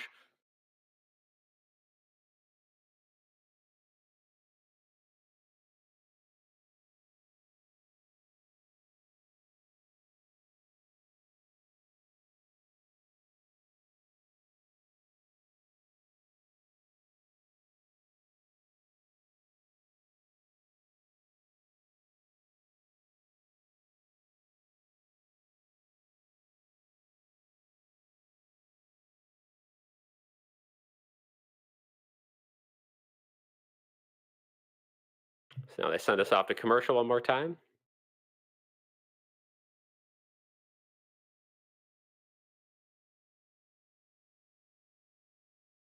If the Chiefs win, depends how the Ravens look against them. Of course, it's all circumstantial, but like if it's a shootout and the Chiefs win this game 45-40 or something, I can't not say that they'd be back, right? That'd be a big time win. That'd be a big time game. But if the Ravens have a bad game and make a lot of dumb mistakes, then we can't really make that determination. But I fully expect the Ravens to win that game. Utah should have been called the Sasquatches instead of the Mammoths. Yeah, a lot of people not too happy about that name, but the logo looks all right. Elijah and Jason both rooting for the Ravens. Yeah, I guess you kind of got to root for the Ravens because we're able to beat them unlike the Chiefs in the playoffs. But I don't want to get too ahead of myself. But if there's a chance this year, one way or the other, that the Bills could end up facing the Chiefs again in the wild card round, even or in the divisional round, and that as bad as the Chiefs may have looked so far this year, I don't know if we will be able to outcoach Andy Reid.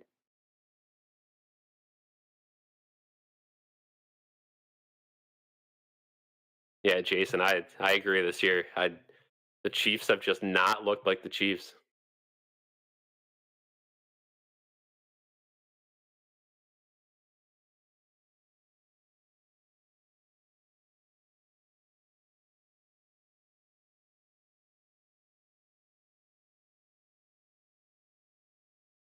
We will see.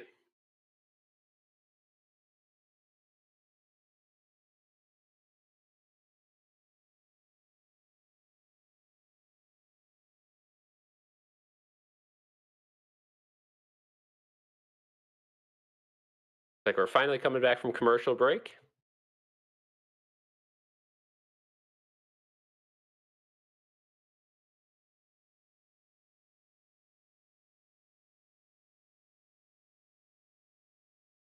We are ready to go. New Orleans will receive the kickoff. Charles Davis rotating a football in his hands during the open to the second half.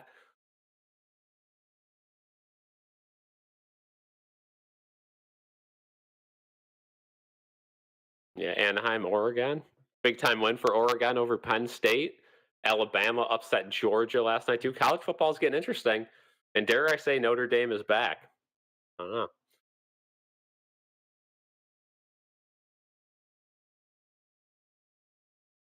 But this is certainly a great year for the 12-team playoff in college football because it is wide open. No team looks super dominant. Ohio State took that role for a couple weeks, but they certainly can be beat this year as well. So it's going to be a fun college football season the remainder of the way and into the playoffs. And hopefully they bring back the ESPN song for the college football playoff too. That's going to be the new traditional song.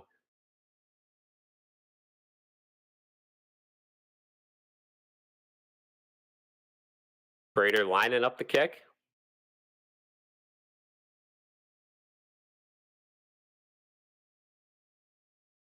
This one's going to be fielded at the 5. And Jones will be tackled at the 32.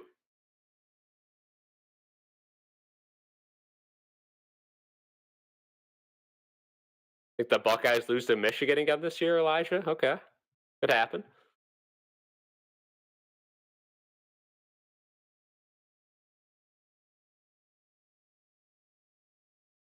Jason, a Michigan guy too. Yeah, I don't know. I think Ohio State's got Michigan this year. Michigan's just Underwood has been getting it done for them so far though. 1st and 10. Rattler hands it off to Kamara. Bosa was in the backfield, but he was unable to get Kamara down. It'll be a 1st down on a 12-yard rush. So Joey Bosa, once again, tried to cut the run. We've seen that a couple times this season and hasn't been able to get the job done. Did not read it well. Should have been a loss of yardage. 1st and 10. Kamara up the middle this time, and finally the Bills defense gets a little bit of a run stop, but Kamara still was able to stumble forward for 3.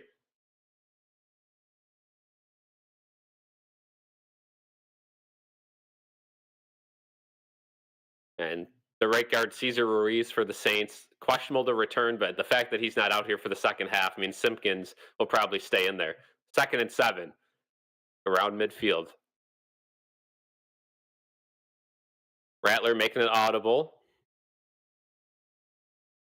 Saints offense looks a little bit confused.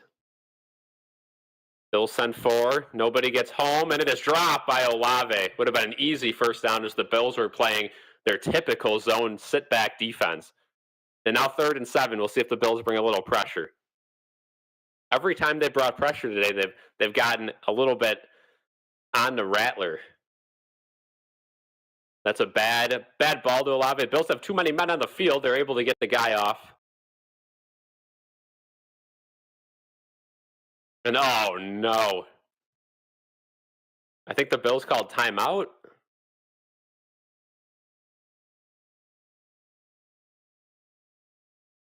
Oh boy, Sean McDermott wasted a timeout because the Bills defense had the wrong personnel out there.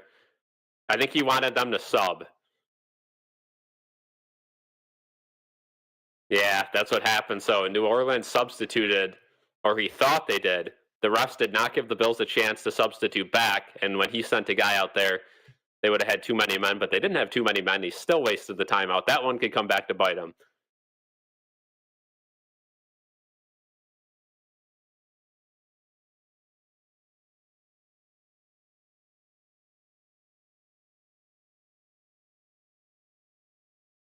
Third and 7. You better stop him now after wasting a timeout.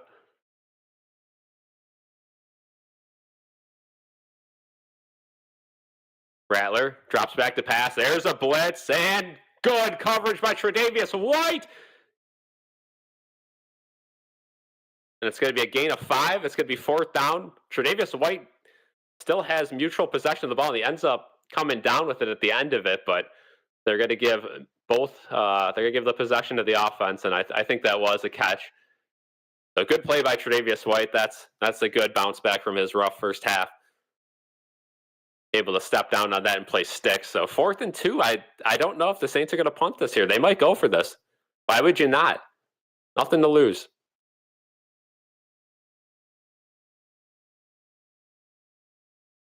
They are going to punt. 4th and 3. Interesting decision.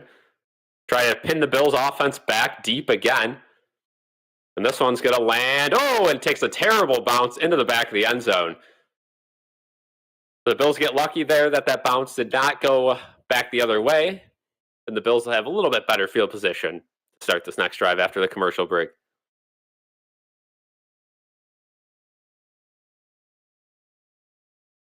We got 14 likes. Let's try to get that up to 15 real quick.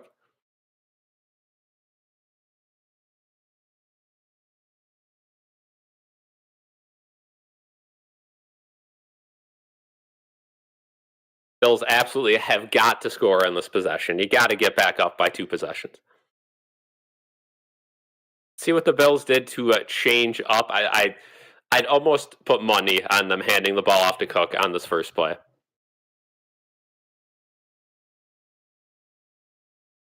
Perry White made up for his 2 flags. Yeah. That's a good play, but that's a routine play for a cornerback too. The defense sends a blitz, and Tre'Davious White, he's in that zone, and his one job is to keep everything in front of the sticks. Sees that ball coming, and almost was able to snag it for an interception. But whether you want to go for the ball there, or if you let him catch it and then attach yourself to him and drive him backwards, either way, good play.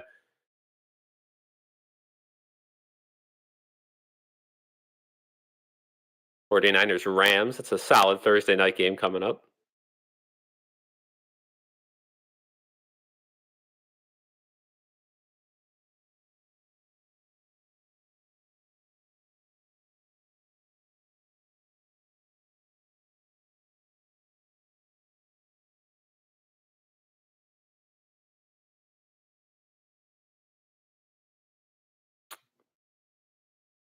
We come back from commercial.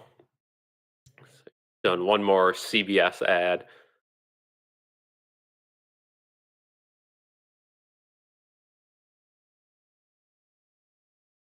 So it'll be a nice switch up here. We'll have Sunday night football and Monday night football, so we won't have to watch these CBS commercials that we're so inclined to watch every single week.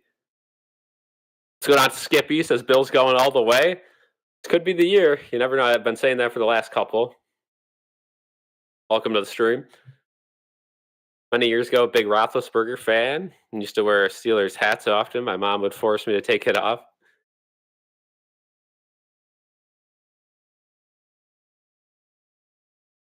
Big Ben. All right. Fewest yards in a second quarter since 2024 against Baltimore. 13 yards. That is terrible. 1st and 10 from the 20. Allen, hand off to Cook up the middle, and Cook makes a few guys miss. Still on his feet as he barrels forward to the 30. See if they give him the forward progress for the first down. I think they do. Good first play.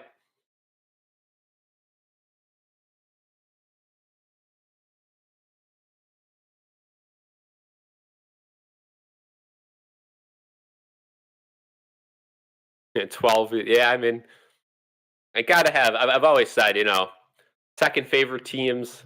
I don't necessarily agree with if it's in your city, like the Bills or Sabres. If you have a second team from them, I don't know, but I do like collecting other teams' gear too, especially in college. Yeah, a lot of cool designs. Cook, another handoff. There's a nice play. He makes 3 guys miss all the way down to the 45. Back-to-back good rushes from James Cook. And this is something you have to do.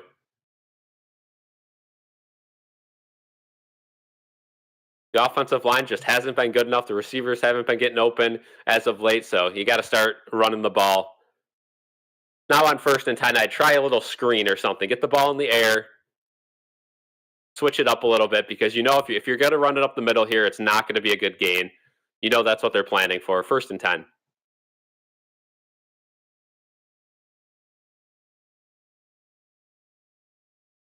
Yep, 3rd straight run, and what do you know? He gets 1 yard. I don't understand how teams can sit there and do that. Absolutely know that the other team's going to plan for a run. Why you don't pass it there, I don't know. Wasted play.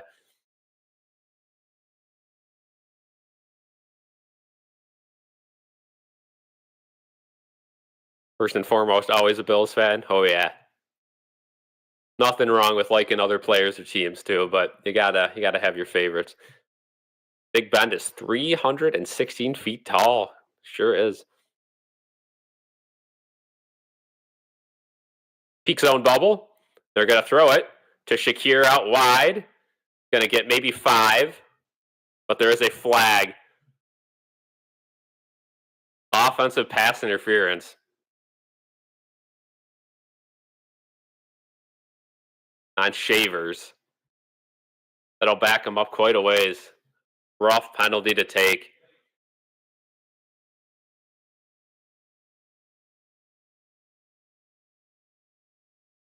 Yeah, Doug Gilmore ends up with the Sabres.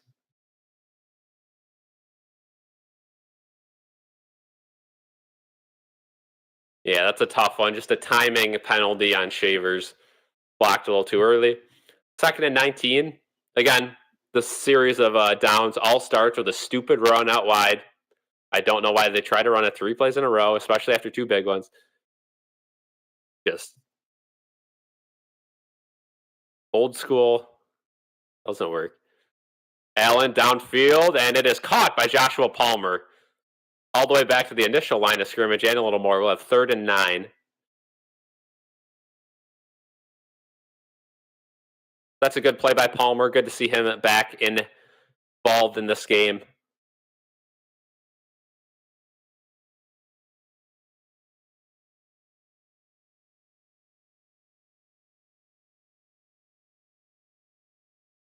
Yeah, tight ends have been invisible this game for the Bills. 1 target, no receptions. That was to Dawson Knox downfield. 3rd and 8. Deion Dawkins looked to get going a little too soon. They don't call him there, and it's caught by Shakir, and he's all the way to the 36-yard line. Good route by Shakir. Always getting yards after the catch as well.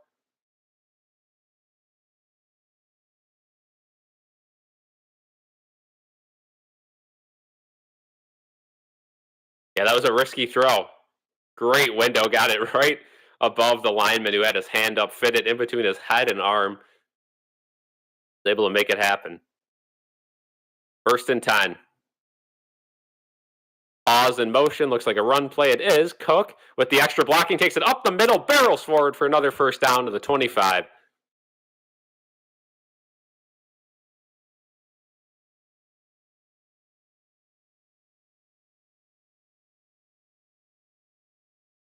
So now you're in the field goal range at least.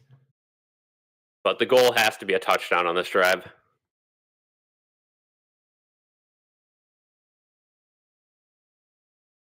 Offense seems to be getting a little bit of a groove on the ground this drive. Good to see.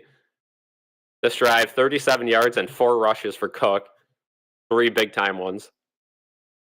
Allen fakes the handoff to Cook, rolls out. He's got a wide open Jackson Hawes. He's all the way down to the 10 for a 1st down. Rewarding him for his blocking this game, giving him a completion. And we'll see if it's 1st and goal or 1st and 10. He was down right around the 10.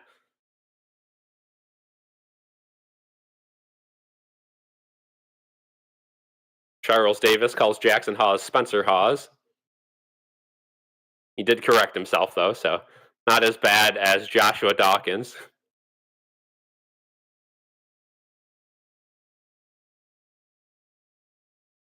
1st and goal, they say, from the 10. A handoff to Cook up the middle, and he's down at the 5 or 4. Good first play.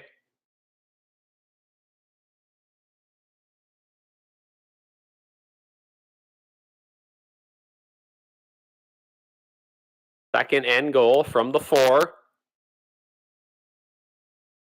Curtis Samuel's in the game. Let's see if they try to give him a touch on an end around.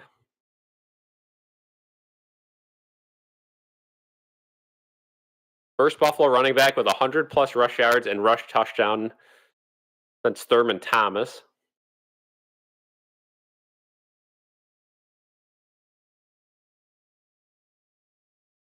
They fake it, and they're going to throw it. No, Allen fakes the throw, and now he dives into the end zone for a touchdown. Josh Allen, a nice play fake. Got the defender a little bit off balance and gave himself just enough room to dive forward for the touchdown.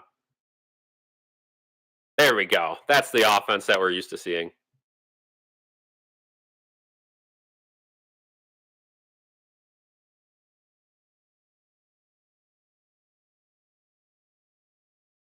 You know Allen always wants those rushing touchdowns. He gets one there. The MVP chance started up.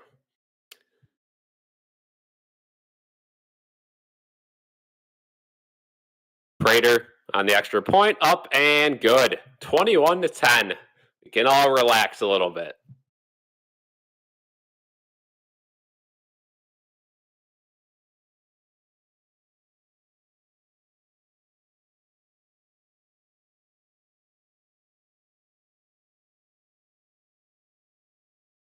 Head to commercial.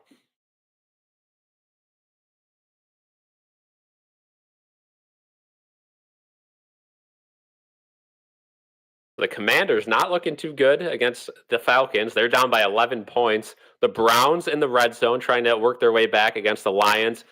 Houston in the red zone at the end of the 3rd. They'll probably go up 2 scores on Tennessee, who have yet to put up a point. New England's up 35-6, so Buffalo's going to have a tough task next week. The Chargers, way deep in their own zone against the Giants. They're down 3. Philly up 24-6 on the Buccaneers. They'll have to punt the ball here. So the Buccaneers, probably a must-score drive coming up for them if they want to stay in the game.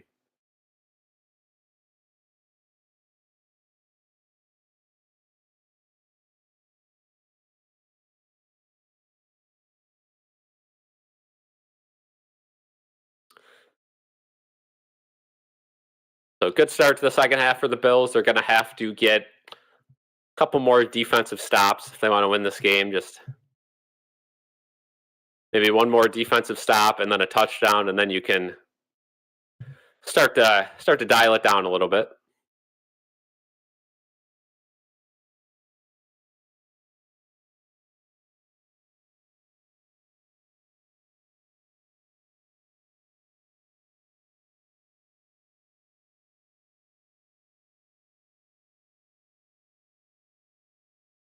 My number one rule change to the NFL is no more commercials. That'd be great.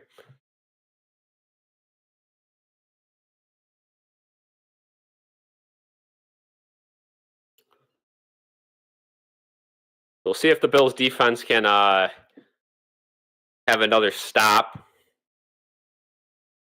Not dealing with a whole lot of talent on the Saints offense, but Kamara and Olave have been able to keep them in the game, and Spencer Rattler has not been bad, but he's going to need some more points if he wants to get his first win in this league and if he wants to avoid an 0-10 start as a starting quarterback.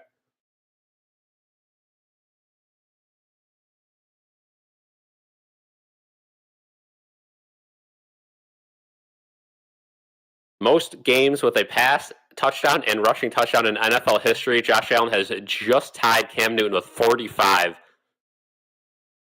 Steve Young in third place at 31. In NFL history. That's crazy. Kickoff returned to the 34.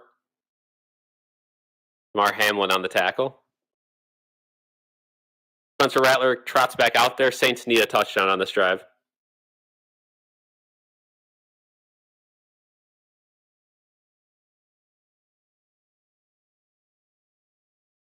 Jason saying that Neighbors injury is a torn ACL. Ooh, that would be devastating for the Giants. And Tampa Bay did get a quick touchdown, 77-yard reception to Agbuka. Wow, so they're right back in that game. Only going to be down 10 to the Eagles. First and 10, Rattler hands it off to Kamara up the middle. Taylor Rapp with the tackle, gain of 3.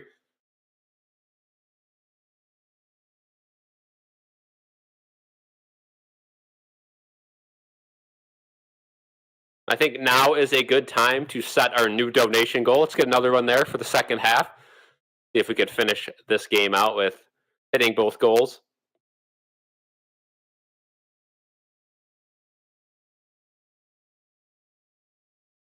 Yeah, Jason. Oh, torn ACL for Neighbors. That's going to hurt a lot of people's fantasy teams. Bills send a blitz on 2nd and 7.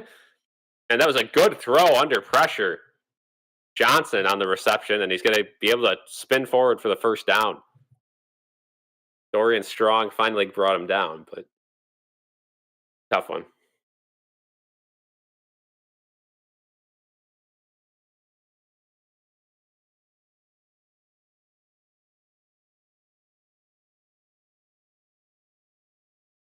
Yeah, very well could have been an interception on that play, but was not.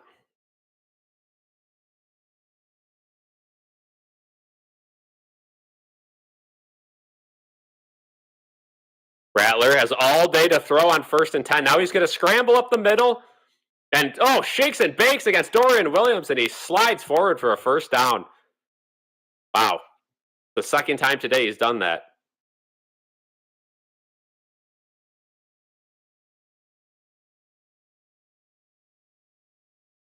Yeah, I just looked it up, and yeah, Malik Neighbors, they're saying may have a torn ACL. He's going to get an MRI on Monday, but it is believed so. So yeah, that's tough.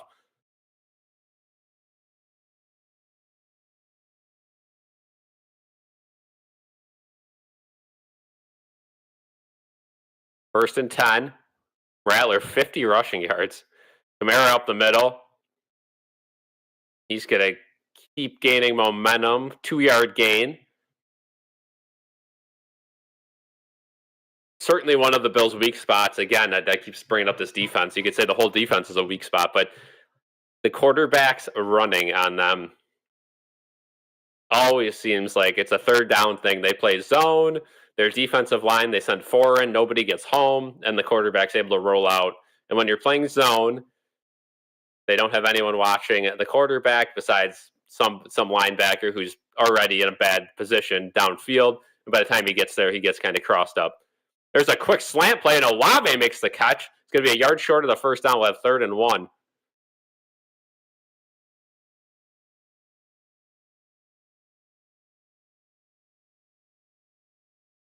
No, you're good, Jason. Thanks for the update. And if it says believed to be, you got to assume that if they know that quick, they think, just feeling the back of the knee, you can usually tell if it's ACL related or not.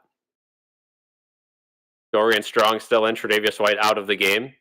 High formation. It's going to be a fullback dive up the middle to Miller, and he gets it and more. 4-yard gain, 1st and 10.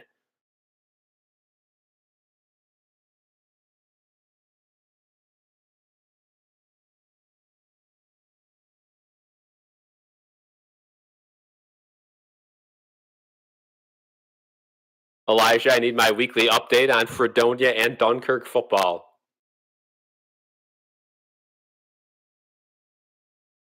First and 10 from the 32. Shaheed in motion. Kamara in the backfield.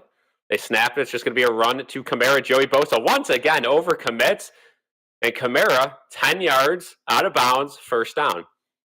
So Joey Bosa's got to stop doing that. He's done that probably 7 to 8 times this season so far. There's an outside run, and he dives inwards instead of outwards.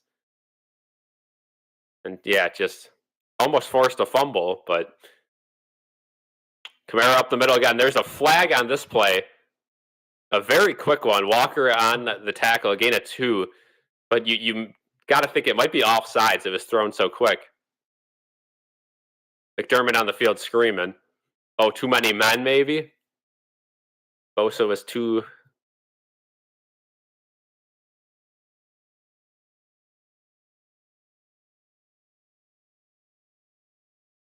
Yeah, too many men on the defense. Joey Bosa was on the field when he shouldn't have been. So Joey Bosa definitely not having his best game as a Bill.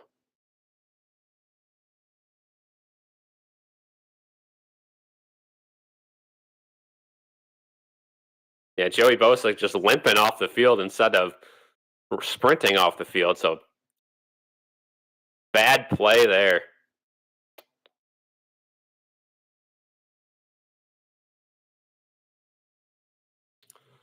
Transformers movies, DC movies. Not very knowledgeable in that subject, so I'll let you guys talk about that in the chat. 1st and 5 from the 15. Rattler hands it off. This time it's Miller, and he breaks a couple tackles, and he will be right at the line to gain. It's going to be a first down. 1st and goal. Saints offense.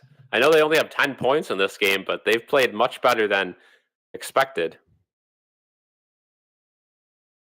Right at the 10, it's going to be a long 1st and goal.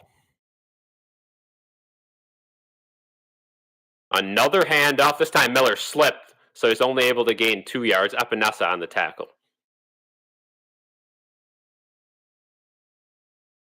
McDermott's in a mood today, yeah. And Epinesa a little slow to get up, and he's going to sub himself out. He's limping. And the Bills are actually going to make a wholesale change on the defensive line. Maybe putting a more pass-dominant defensive line out there, expecting a pass play. Yeah, the Bills have the run defense just has not been good enough today. They're going to throw it like the Bills anticipated, out wide to Kamara, and he's tackled and brought down at the 4. 3rd and goal upcoming.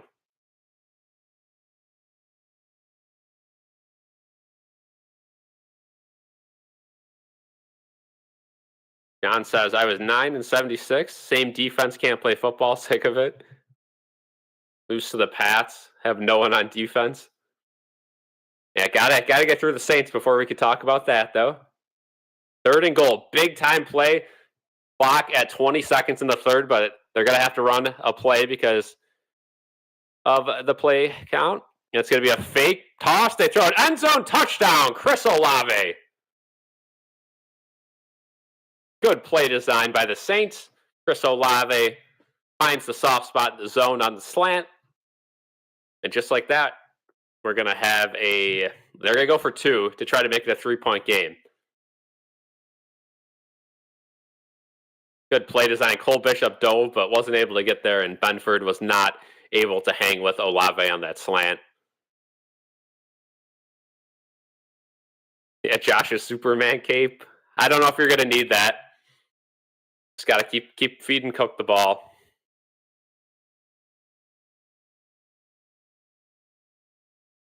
Two-point attempt. This is a big one. Yeah, Victor, I'm right there with you, though. This defense is missing 2 of their best players, arguably 2 of their top 4 players, but... And we got a flag or a timeout? Oh, boy. And the Bills call timeout again. Their second timeout, McDermott.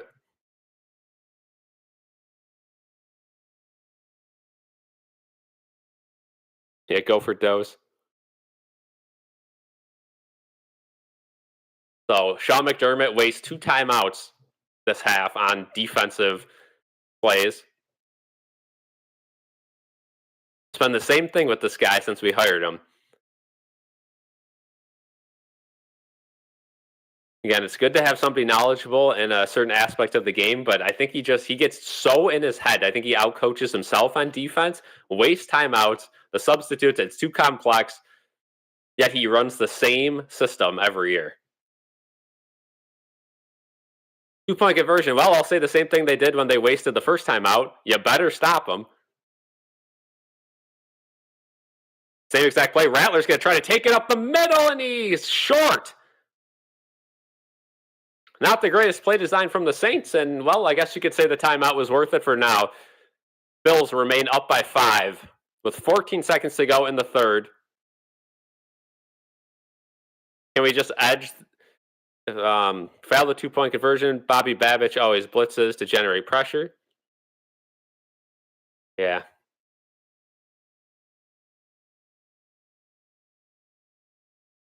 Yeah, there's got to be a little more creativity with this defense. It is just... I don't know.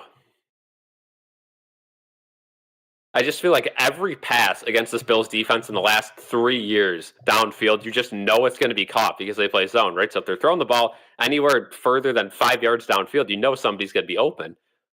You don't see that with other teams. You know that when you see deep balls downfield, you know they're going to be contested, maybe a chance for a pick. With this Bills team, it just seems like somebody is always open against them. You can always find a soft spot in the zone, whether that's 5 yards, 10 yards, 15 yards, and the D-line just does not generate enough pressure by themselves. So then you got to send a blitz, and that leaves somebody open in doing that. And when you leave someone open and play zone, there's 2 guys open on every play. Just not the great. All right, John, have a good one. Yeah, I don't know how they are. And again, you guys could say it's Babich's fault, but again, it doesn't matter if they have Russell Wilson at defensive coordinator or Donald Trump at defensive coordinator or Ben Affleck at defensive coordinator or Andy Reid at defensive coordinator or Tom Brady at defensive coordinator or Martha Stewart at defensive coordinator. It doesn't matter. It's McDermott running the defense, and it is the same exact system every single year and the same exact problems. 3rd down, QB runs, soft zones, same thing. Yeah, they always pick up 3rd downs, and it bites them in the butt every single postseason. Tough.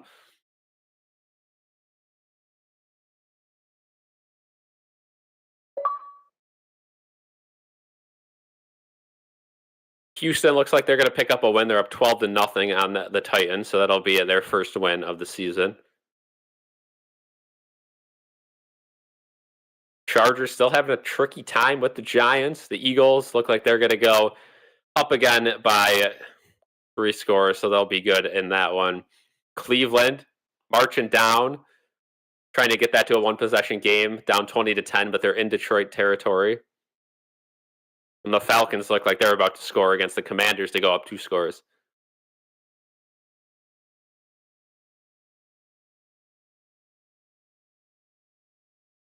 Bills will return the kickoff, up 5. Again, need points.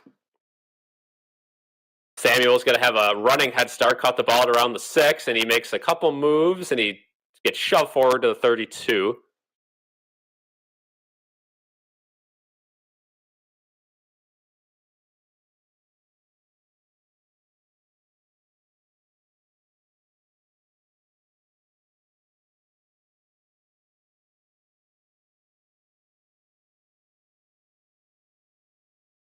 So Sean McDermott called timeout there on the 2-point conversion because they only had 10 guys out there.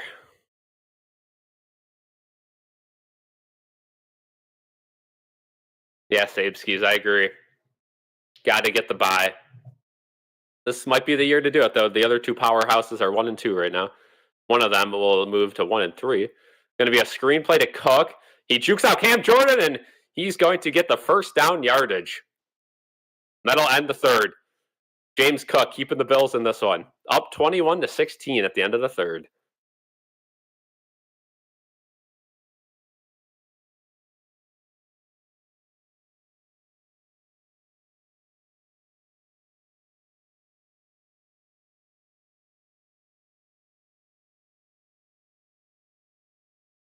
So we'll see if the Bills continue to utilize Cook this drive. I would. The time has passed to experiment. You gotta start doing what was working.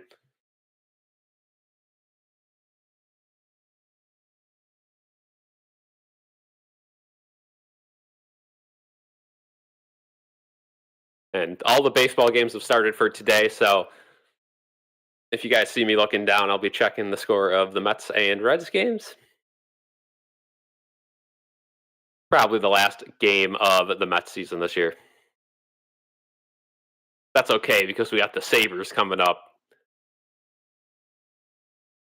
a couple weeks away.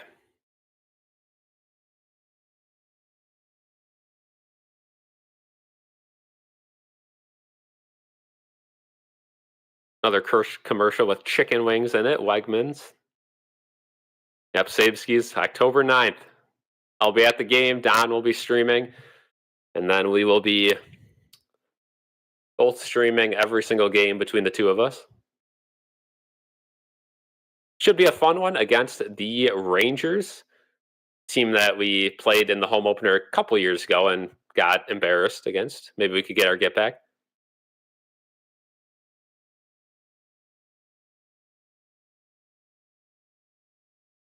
Sabeskis, they're in Pitt this week for 2. They got 1 home game Wednesday, and then Friday they're in Pittsburgh for the last preseason game. But the first game of the regular season is at home against the Rangers. Yeah. We are nearing the return of this game.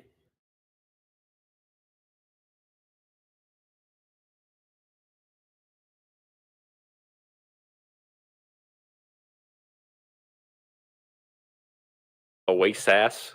I mean, it is oasis.gov. One of my favorite commercials.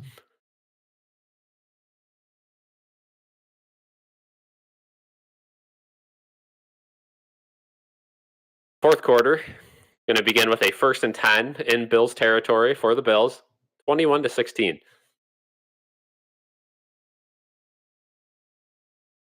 Sabeskis works for Oasis.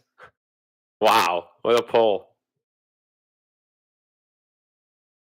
Cook right up the middle. He'll barrel forward for 5.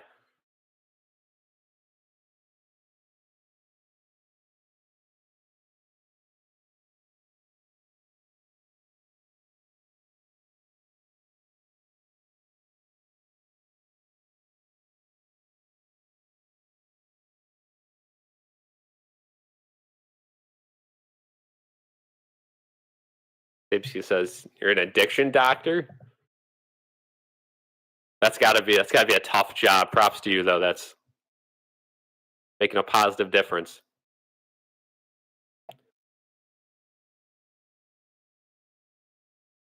Ray Davis in the game, and his carry goes for around 3 yards. 3rd and 2. Big third down. Looks like James Cook is getting a new cleat or something, or getting his yeah, changing out his cleat.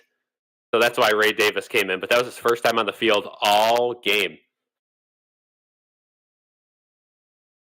55-hour weeks. Whew.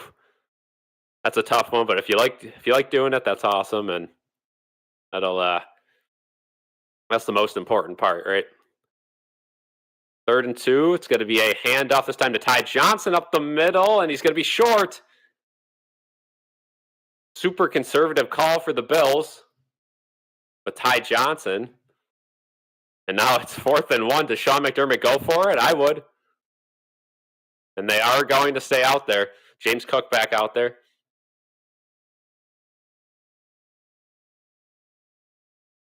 Yeah, Victor Manaya getting through it. It looks like the Brewers threw up a 0 in the first 2, so not the worst start. 8-8, tough hours for sure. 4th and 2, right at midfield. You better have a good play dialed up. And it's, oh boy, an inside pitch to Shakir, and it goes nowhere. And it's going to be a turnover on downs. They had the pitch out wide to Cook. It would have been an easy first down, but they sent it the other way. Oh, oh boy. Joe Brady back at it. Ryan Vandemark completely misses a block. He's had an atrocious game filling in for Spencer Brown. But not the greatest call. I don't know why you go up the middle. You got so many options out wide, whether you roll out or pitch it. All right. Saints short field position have a great chance to take the lead if they get a touchdown. Wow.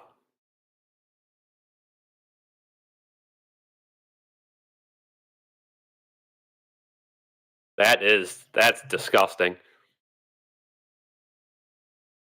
Absolutely disgusting work by the Bills, but see if the defense get a big hold. And just under 13 minutes to go in this game. And now you're really grateful that the Saints didn't get that 2-point conversion. But with one timeout left, it could get tricky.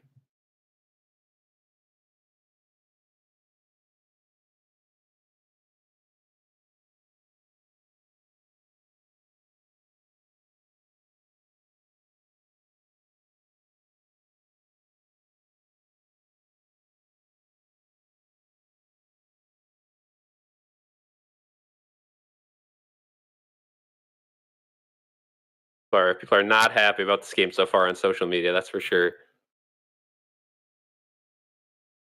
think my favorite comment on our halftime post is that we are playing like the Sabres right now. Yep.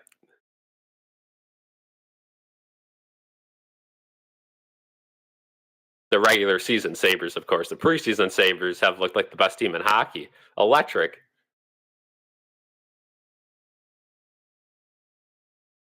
Buffalo playing it with dynamite today at some point. It's going to explode in their face. Yeah. Just a lot of bad decision making. Another game where they're getting a little too comfortable and not executing the simple plays.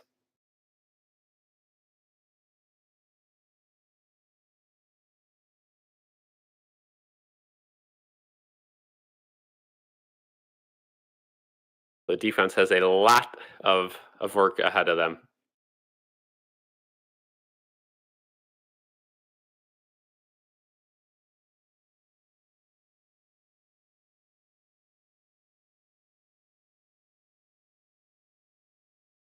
And Vandemark blew the play.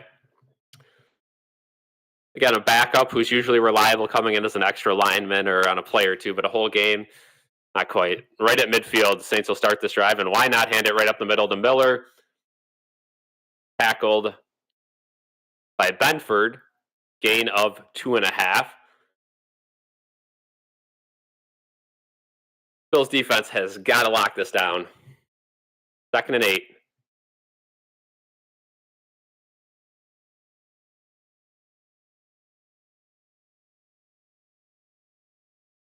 Tre'Davious White back out on the field. Lined up out wide. Going to be a throw. Bill sends some extra pressure at Bosa, but it's a nice swing pass, and it's going to be a first down. Tre'Davious White tackles him at the 35. Pushing all the wrong buttons today on the play calling. Good play by the Saints. Taking that check down swing route. That was the hot route on this play, and nobody was out there for the Bills. Now a rollout pass. Rattler going to go way downfield, and it is caught by Olave. Right at the line to gain. They're going to give him the first down, and the Saints offense. Uh-oh. So for the first time this game, I think we can get a little bit nervous. Or mom's watching the game, she's big time nervous. Oh yeah. It's only regular season. Handoff up the middle to Miller, and there's a big time tackle by Dorian Williams. Only 1 yard on the gain. Now we get to second down.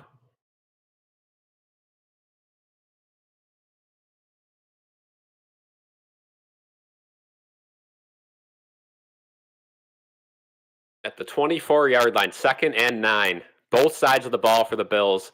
Not good. Gabe Davis sitting next to Josh Allen. In street clothes, of course.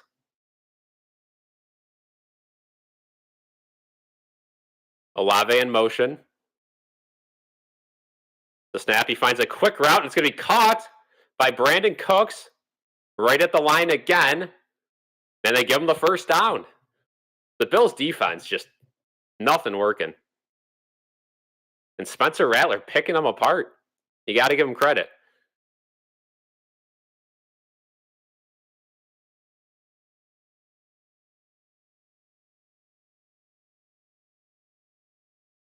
No huddle, they're going quick. They hand it off to Kamara up the middle, and that one goes for 1. So all of a sudden, the pass game has been working better than the run game for the Saints. We'll see if they pass it again on 2nd and long.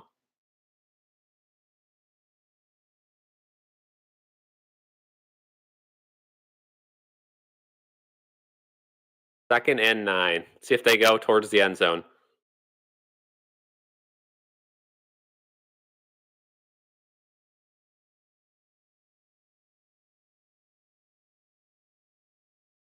Second and 9. Kamara in motion. Rattler will throw. Again, nobody could get to him. They take the check down in. Kamara breaks a tackle, but now he gets brought down by Tre'Davious White. Loss of 4 on the play. Huge play by the defense. Good downfield coverage. Made him go to the check down. And took 2 Bills to get him down, but it worked out. 3rd and long. Crowd getting into it finally. 3rd and 13. Let's see. We've been talking about third down defense all day long and its flaws.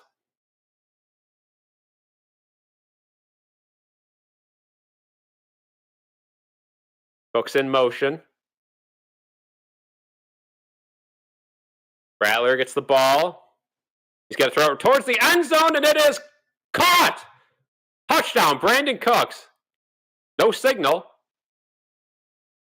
And they say touchdown. Wow. And now they're going to talk it over. I don't know why they're having a conversation. Oh, they say touchdown. And the Saints have the lead. Wow. They're going to review it. Let's see. What a catch. No, it scraped the ground. It'll be incomplete. Wow. They haven't ruled it yet. Let's see. They need definitive evidence that this hit the ground. And it looks pretty incomplete to me.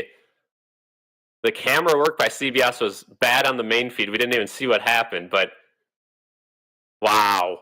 A missed throw there. He was wide open. Cooks almost was able to make that catch.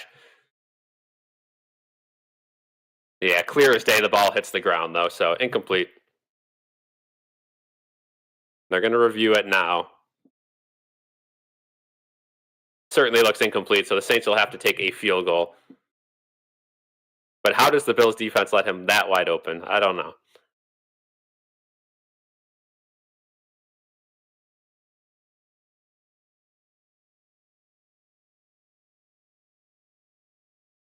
So when we come back from commercial break, we'll get a ruling, but that's got to be incomplete. Got to be incomplete. Another disaster avoided. Spencer Rattler's been so good all day, but there's a mistake. Missing a wide open guy in the end zone. Almost got bailed out, but didn't.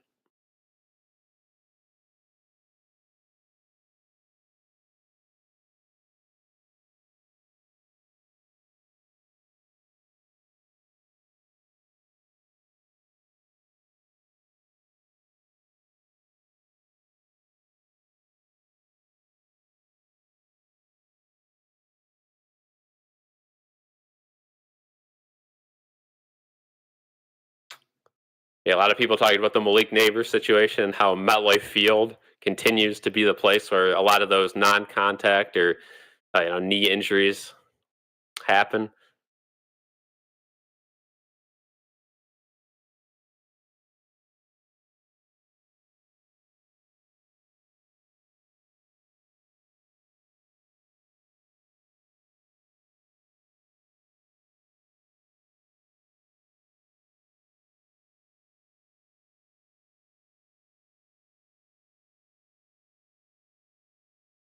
So we're at commercial break. They're still taking a look at it, but I think it's going to be incomplete.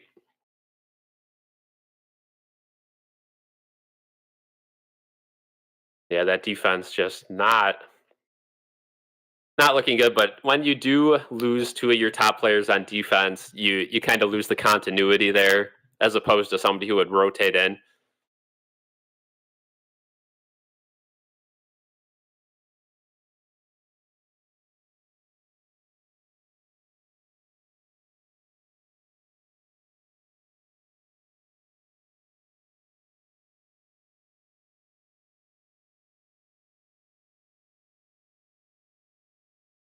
We're coming back. I don't know if they've made a judgment or not.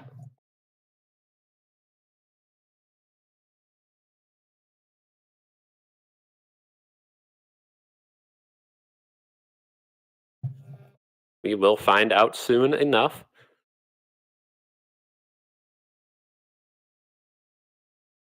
Yeah, so they called it incomplete finally. So now the Saints will have to attempt a field goal to make it a 2-point game. Wow. So close, but the ground definitely helped him catch that one.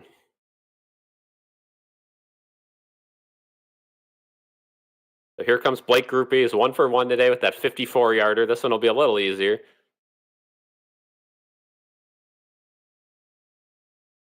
On a 39 to 40-yarder. 35. Almost blocked, but it is going to go straight through the uprights. As the CBS scoreboard has not popped up yet. 21 to 19, a 2-point game. Wow. Sean McDermott. What is going on here?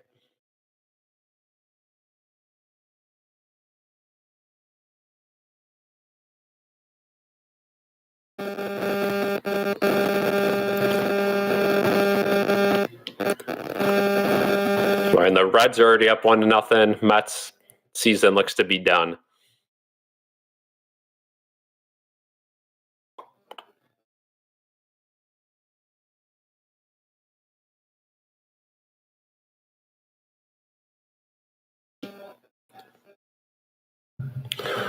So with 8:53, the Bills absolutely need points on this drive.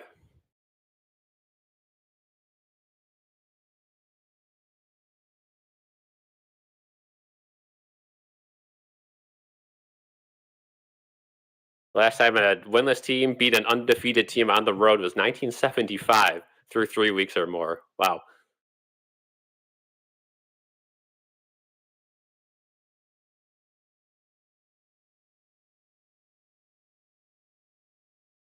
And Group A did not make it to the landing zone. That's going to be a crucial penalty. I think that moves the Bills up to the 40.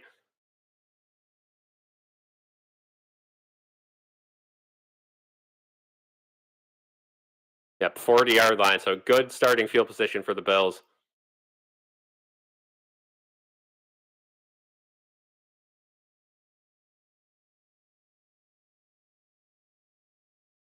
First and 10 will start at the 40.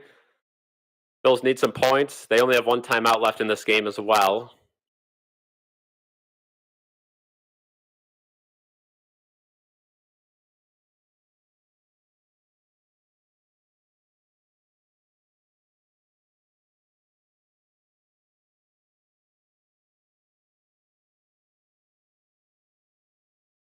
Going to be a throw. Allen over the middle finds Cook for his check down. Cook tries to get to the edge. He's unable to.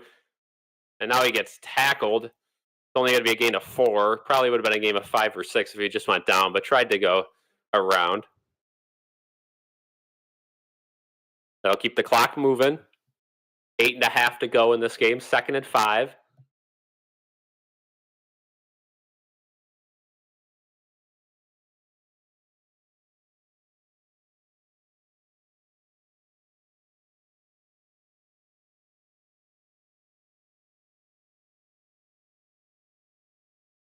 Second and 5. Allen. Gonna throw again. Now he scrambles. He throws on the run up to Kincaid. Incomplete. Bold throw there. Thunder was all over Kincaid. 3rd and 5. Sanker is having quite the day. Able to swat that one away from Kincaid. 3rd and 5. And that stops the clock at 8:01. Allen have another 200-plus yard passing 4th quarter in them. Today might be the day. Now Ty Johnson in there, 3rd down back. Allen drops back to pass. He's pressured quickly. He runs right up the middle, stays on his feet. He jukes 4 guys. He's still going all the way down to the 30-yard line. Doesn't fumble, keeps the ball in his arm. And what a play by Josh Allen. There's the cape. The superhero has arrived. 1st and 10. What a play. Look at that. Right up the middle and juked through 2 guys. Unreal. Took 3 Saints downfield to tackle him. That's a big-time play. That's an MVP caliber play. What a juke. But now he's going to be tired, so you got to imagine they're handing it off. Got down to the 28. Little peak zone. They're not going to throw it. They're going to try to go deep, and he's got Kincaid open. What a ball! Dalton Kincaid walks into the end zone. What a throw. Kincaid chucks that one into the crowd. And the Bills go back up 2 scores if they hit the extra point. Wow. What a back-to-back sequence.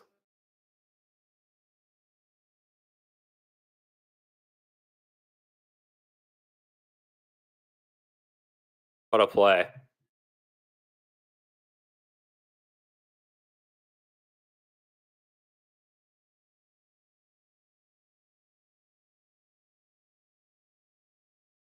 So Kincaid, first catch of the game. A big one. And oh boy.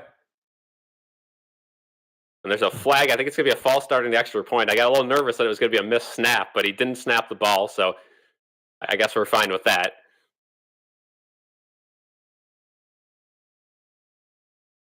Yeah, Jason, he did listen. Big play. That false start on the extra point. That everyone but the center. So that backs it up. Again, you got to make this extra point to make it a 2-possession game. So this makes it a little bit tougher. Again, extra points are not gimmies like they are in college. If the extra 5 yards spoofs them at all. This one is up and good. There we go.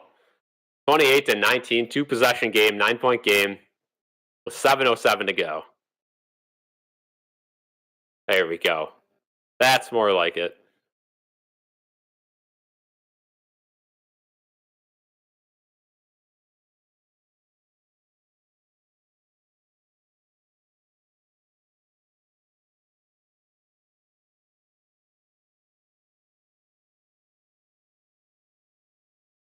Looks like the Brewers might get out of it.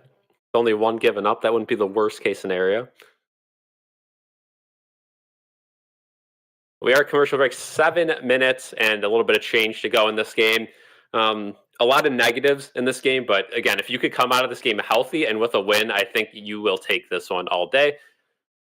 The biggest thing for this Bills defense is keeping that clock moving. I think this drive, and that's what we'll see. I think McDermott loves to do that. He loves to play that zone defense, and I think that's going to be the goal of this drive. If they get a touchdown, whatever, if it takes 6.5 minutes and some timeouts, they're going to take that.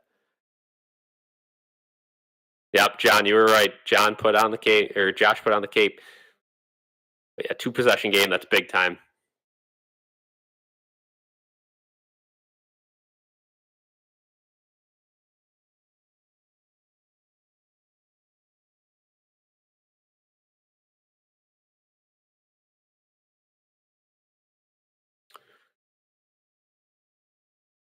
So I think the Bills will leave a lot open over the middle. They'll play a little bit softer run defense as well to keep the clock moving. So the Saints should, they're going to play, to the check down. So don't get mad or too upset or too surprised if the Bills defense doesn't look too good on this drive. They're going to play for the clock.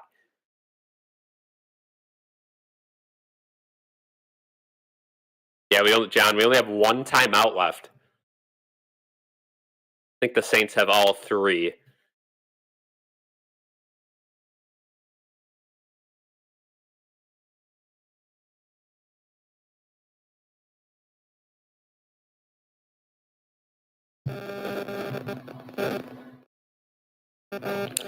Truth, welcome back. Let's go, Buffalo. It's a little bit of a shaky game, but we will take it.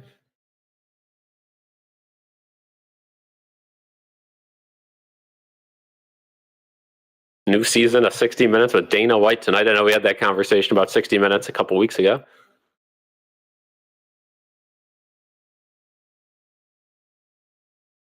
And they're playing Mr. Brightside. Dawson Knox is hype.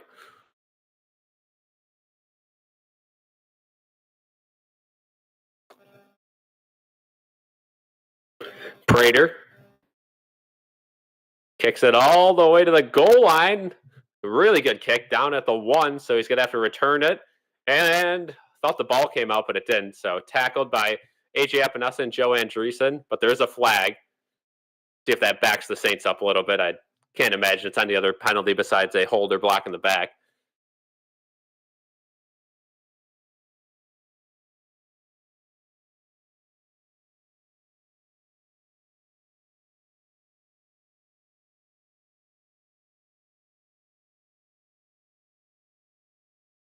Oh, hands the face on the Bills. Only a 5-yard penalty, though, on Shaq Thompson.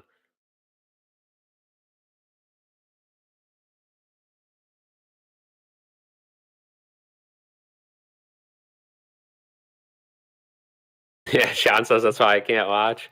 I don't blame you guys. I mean, and hopefully watching this stream is like the middleman. Like will try to keep it calm. Rattler looks over the middle. It's going to be caught for 5 yards to Cooks. And that's what this drive's going to be, all underneath. And the Bills are going to keep them away from the sidelines, keep that clock moving at all times. Saints have all 3 timeouts.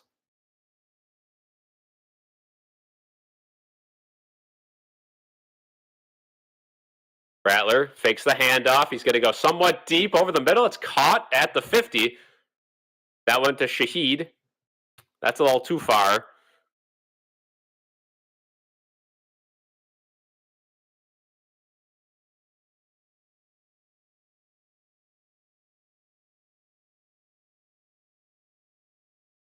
Play action again. Rattler towards the middle of the field. Good play by Shaq Thompson.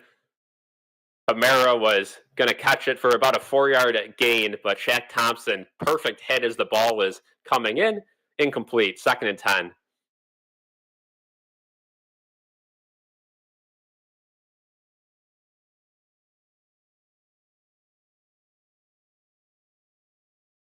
Second and 10. Shaq Thompson, a minor league baseball player, 1 season, they're saying. Pretty cool. We'll try to get Shaq Thompson on a podcast in the future. Bosa gets instant pressure, and Rattler had to throw it away. And I think they're going to call it a fumble at first, so it went out of bounds right at the line of scrimmage anyway. But Bosa, there we go. Instant penetration. I think it was incomplete. Let's take another look at it here. Yeah, definitely incomplete. So 3rd and 10, 6:05, clock is stopped. Bills defense, Ed Oliver pumped on the sideline into his street clothes. 5 seconds left on the play clock. Now they reset it. I don't know exactly why. They must have had to respot the ball because they didn't know if it was a fumble or not. 3rd and 10. Bills showing blitz with Bernard. If they try that middle blitz with Bernard, they do. They send the house. Rousseau gets to him, and it is caught by Shaheed, and a big-time tackle by Christian Benford. 3 yards short of the line to gain. 4th down, and the Saints got to go for it. So a good job by Rattler to stay poised and be able to deliver that throw to the open man, but a good job by Benford. So 4th and 3.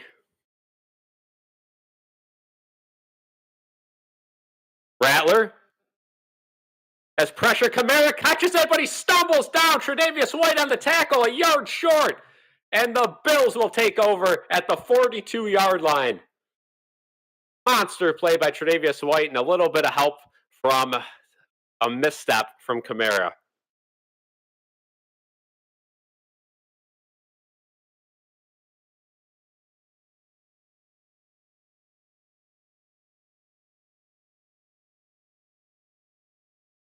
Spencer Rattler on pace to start 0-10 in his starting career.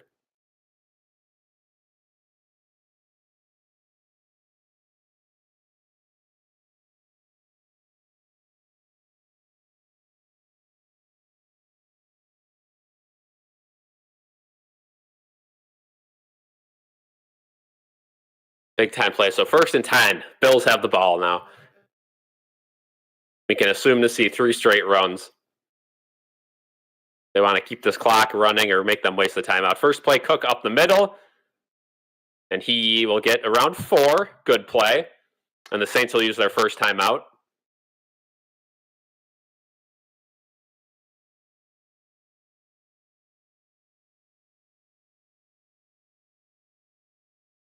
Hey guys for watching. Again, leave a like if you haven't yet. We're getting towards the end of this game.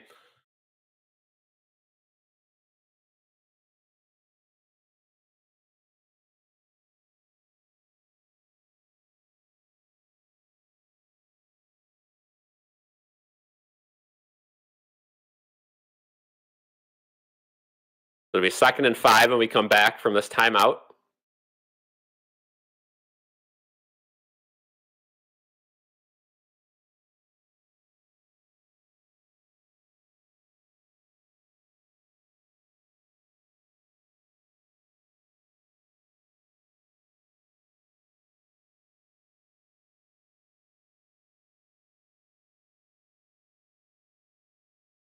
Yeah, John, the Patriots crushed the Panthers. They're up 42-6 right now.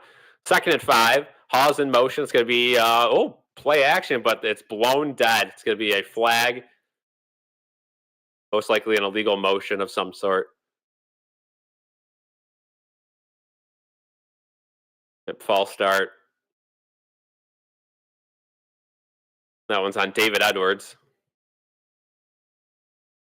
That's not a great one. So now you got to probably just run it up the middle again. Force the timeouts.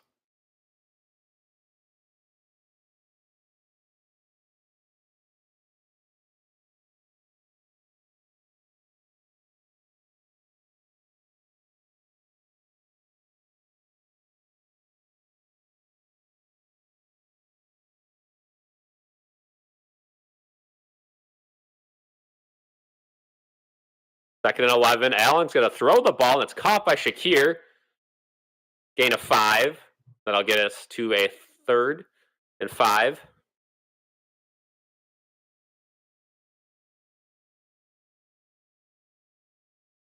That forces the Saints to use their second timeout. Yeah, John, I agree, though. Just not been the best of games for the Bills. A lot of penalties.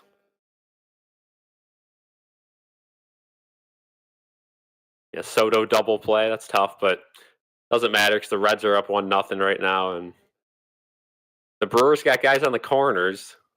Danny Jansen's been trying to help us out. He had a good game last night as well, but the rest of that team just has not been putting good at bats together. So hopefully the Brewers can get a run and help us out. But we'll see. 3rd and 6. Let's see if the Bills go for the first down or if they try to make the Saints use that last timeout. Maybe they try to do both. I would pass it. You're up by 2 scores. Try to get that first down. Keep it going. Ty Johnson's in. Makes you think they are going to pass it, and they do. Allen looks. He's going to scramble, and down he goes. 2-yard sack. Better than an incompletion. And the Saints use their last timeout, so the Bills will have to punt it away, but the Saints no longer have timeouts.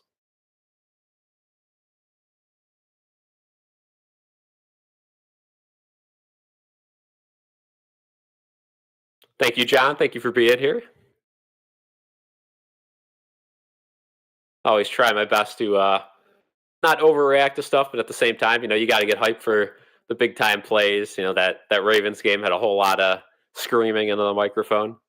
The Bills will punt, and Cameron Johnston, this is a big punt for him. He's got to have a good punt this game.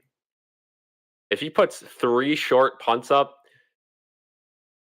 it's gonna be an interesting week to see if they bring in a punter. So this is a make or break again. Punters don't have a whole lot of chances to prove themselves. It's a ruthless job. A lot of people think it's easy, but certainly not. Let's see if he could pin them deep.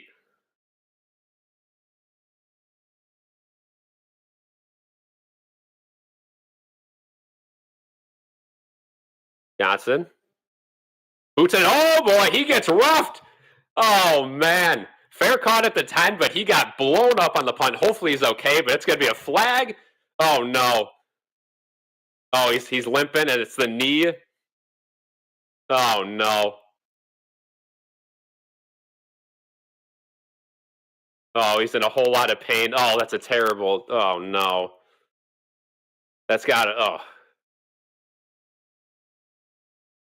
roughing the kicker, automatic first down. It's the same knee that he injured a couple years ago that they thought was gonna push him out of the league. He's super upset right now. Hopefully it's not anything torn. Hopefully it's just a stinger. Oh, geez, got that knee twisted. Oh, he's hobbling off the field. Oh, geez. Well, looks like we'll have a new punter next week.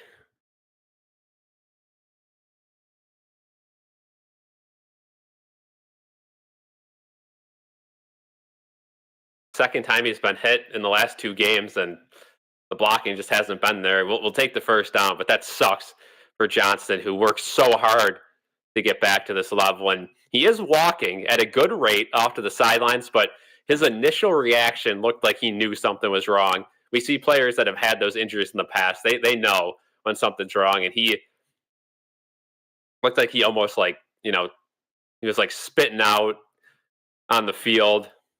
He's into the injury tent, and his body went into shock. He was, clearly aggravated. Hopefully, it's nothing too serious, but you got to fear the worst.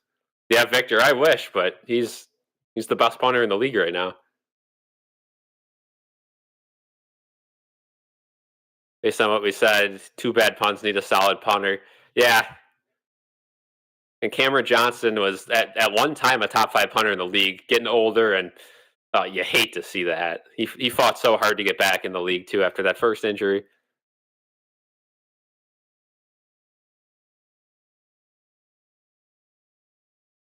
Cook, it's going to be a throw to him out wide. It's going to be a 2-yard gain. Keep the clock moving. And they just said Mitch Trubisky is now going to have to be the holder on extra points or field goals because Johnston is out of the game. Field position, we're just over midfield. Bring back Bajorquez. Don't get me started with that guy. Do not get me started with that guy.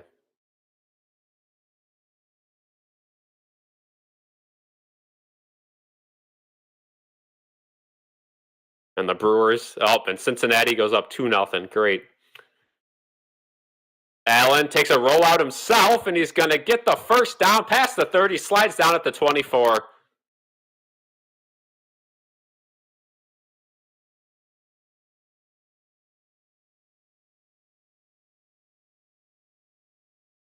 And the Reds are starting to take over that game, so it looks like the Mets' playoff hopes are over.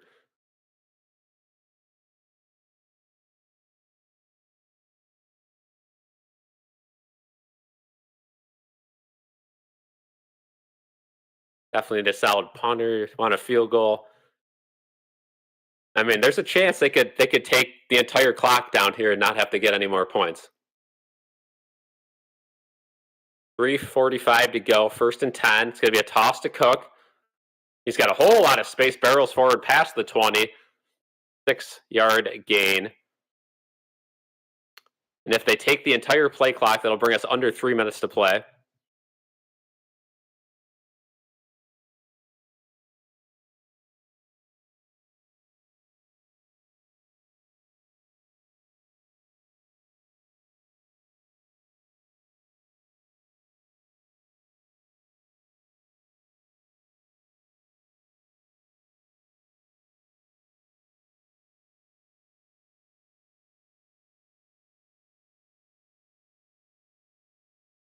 Allen takes the snap, hands it off to Cook.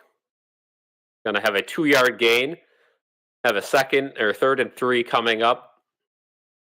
Have one more play before the 2-minute warning. If you could get a first down on this play, that would end the game.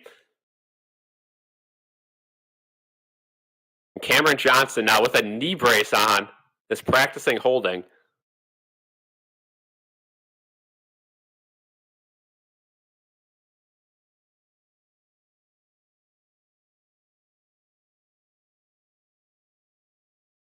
Interesting.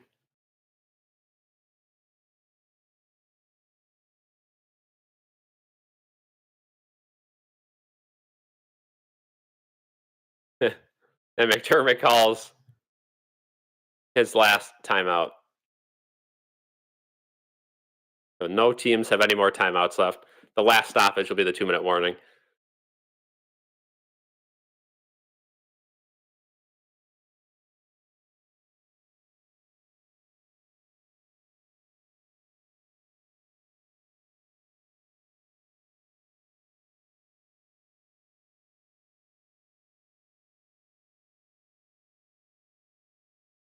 Yeah, Patriots big win.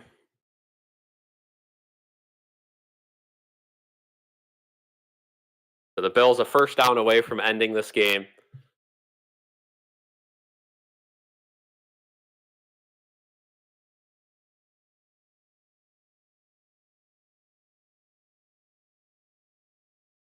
(28-19). Here we go. 3rd and 3.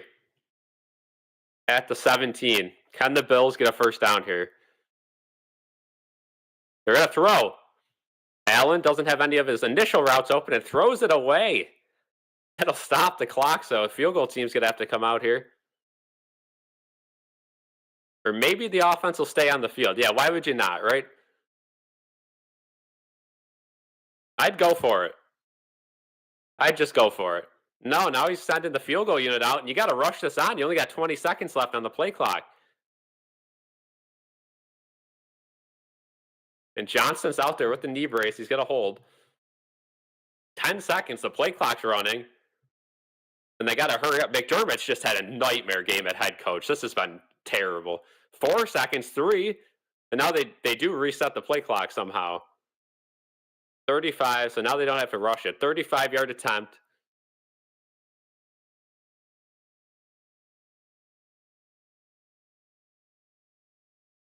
Kick is up and good, right down the middle. And the Bills get to 30 points, 31-19.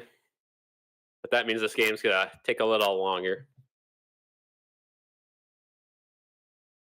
Could Bass take on punting duties and keep Prater? I don't think so. It's unfortunately it's a different motion. And when you're specialized at one thing, it's so specialized in the NFL. It's the best of the best kickers, best of the best punters. I don't think that would be your best option.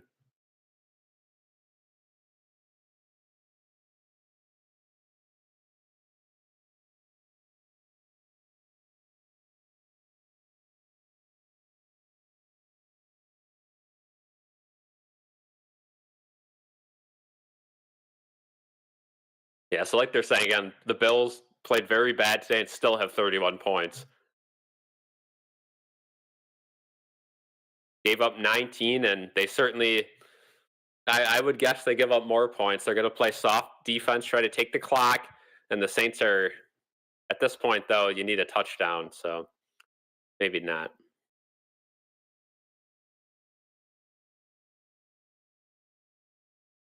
Yeah, 34-18 smooth gaming predicted on the panel this week.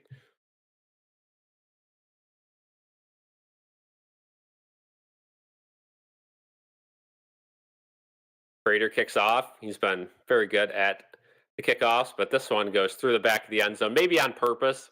Didn't want a big return, so they'll start at the 35. New England wins.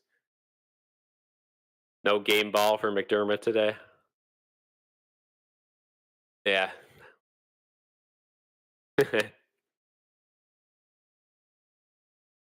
Yeah, I like the nickname. Maybe that one will stick. We'll use it if he has another bad game.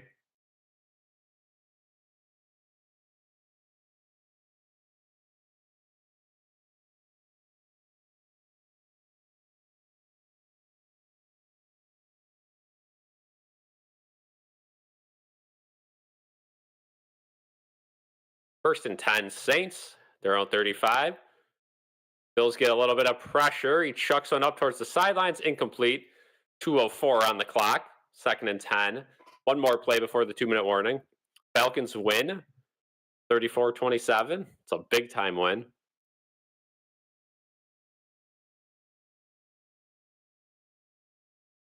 Tampa Bay's actually going to have a chance to, they're down by 8, but they have the ball against Philly.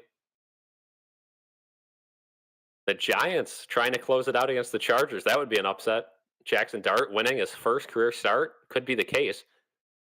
Rattler looks, and he almost sacked. Now he is sacked. A.J. Epinesa. Welcome to the team. His first sack of the year, A.J. Epinesa. I say that not because it's his first year, but because he and Rousseau have been invisible all season long. Welcome to the season. Hopefully that can propel his season in the right direction. 2-minute warning. Saints are going to have a third and long when we come back. Yeah, Matt Prater and Mahomes, both number 15. I think we know who the better player is. It's not the guy in Kansas City.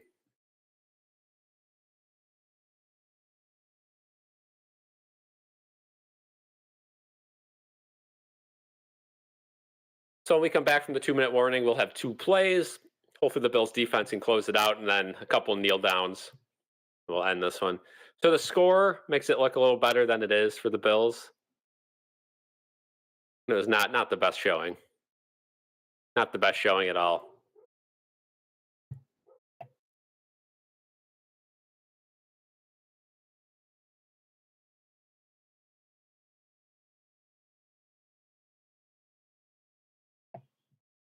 Still a commercial. Again, games like these, I would love if they could decline the 2-minute warning. I feel like that should be a rule implement. If both teams agree to decline it, it's just decline the 2-minute warning. Don't need it.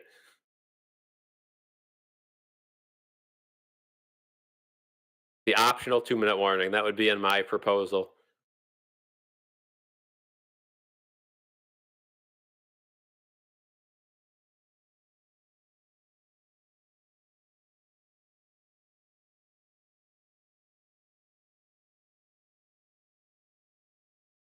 We get more of these CBS commercials for shows that I don't know if anyone's ever watched, but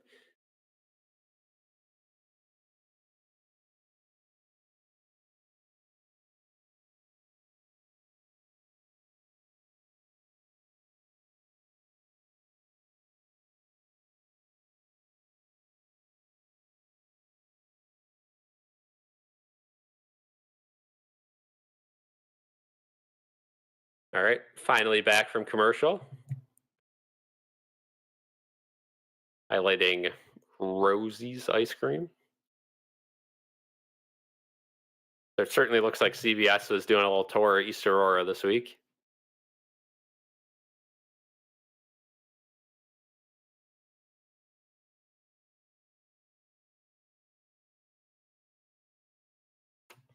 They're very excited about the ice cream.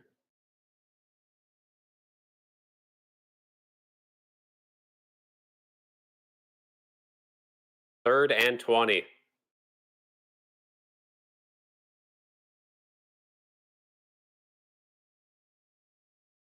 Third and 20. Pass rush. Rattler's got all day. Throws it towards the sideline. It is caught. Gain of 13, so we'll have a 4th down. If the Bills can stop him here, it'll be game over.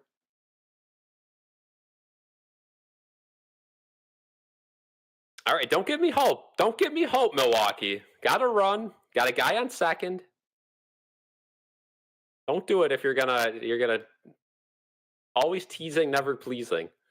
Shout out Frank Fleming. Elijah, you always know how to get the crowd going here with the Pepsi eggnog. Appreciate the comment. Here we go. 4th and 9. Rattler pressured, fumble, balls out. Epinesa on the hit. A Saints lineman, McCoy, ends up on top of it, and that'll do it. Shout out Steve Gelbs. 31-19. The Bills take down the Saints.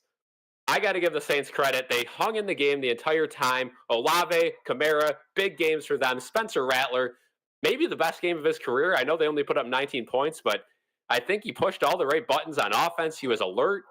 He made the right decisions, made his first reads, took the checkdowns, was a beast scrambling the ball. I know a lot of people give Spencer Rattler flack, and Tyler Shucks coming up right behind him, but Spencer Rattler could be a backup quarterback in this league for a long time. I think he's good enough. He can hang in there. A starter, absolutely not, but I think for sure he could be a backup. Let's see if Mitch Trubisky comes in the game to need it. Probably not in this one.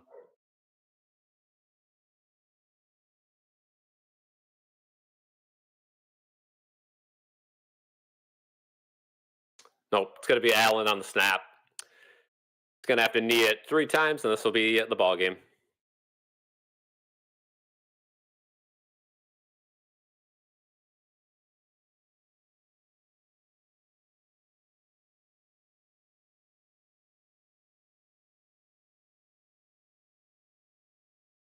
They said they're going to put the end of that Giants game on after this game.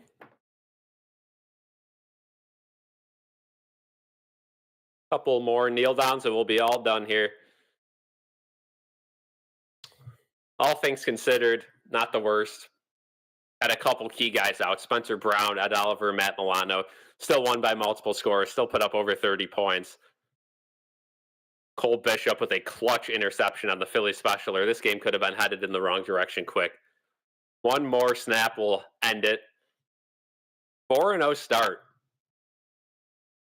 And if the Chargers lose, I believe they will sit atop alone 4-0. Or I guess the Colts too. The Colts are playing the Rams now. There it is. Snap. Game over. 31-19. We will take it.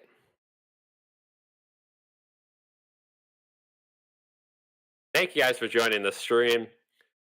Not one I thought was going to be a dramatic game, and it ended up being pretty dramatic.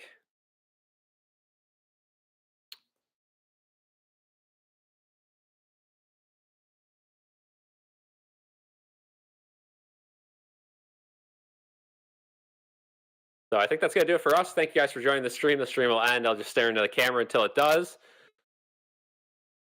Joey got blood on his face, worked hard for sure. So thank you guys for watching. I got to record the podcast now, so I'll see you guys on the podcast tomorrow and all the other previews and picks videos throughout the week. And then I'll see you guys next Sunday night, Patriots Sunday Night Football. Have a good one. Peace out.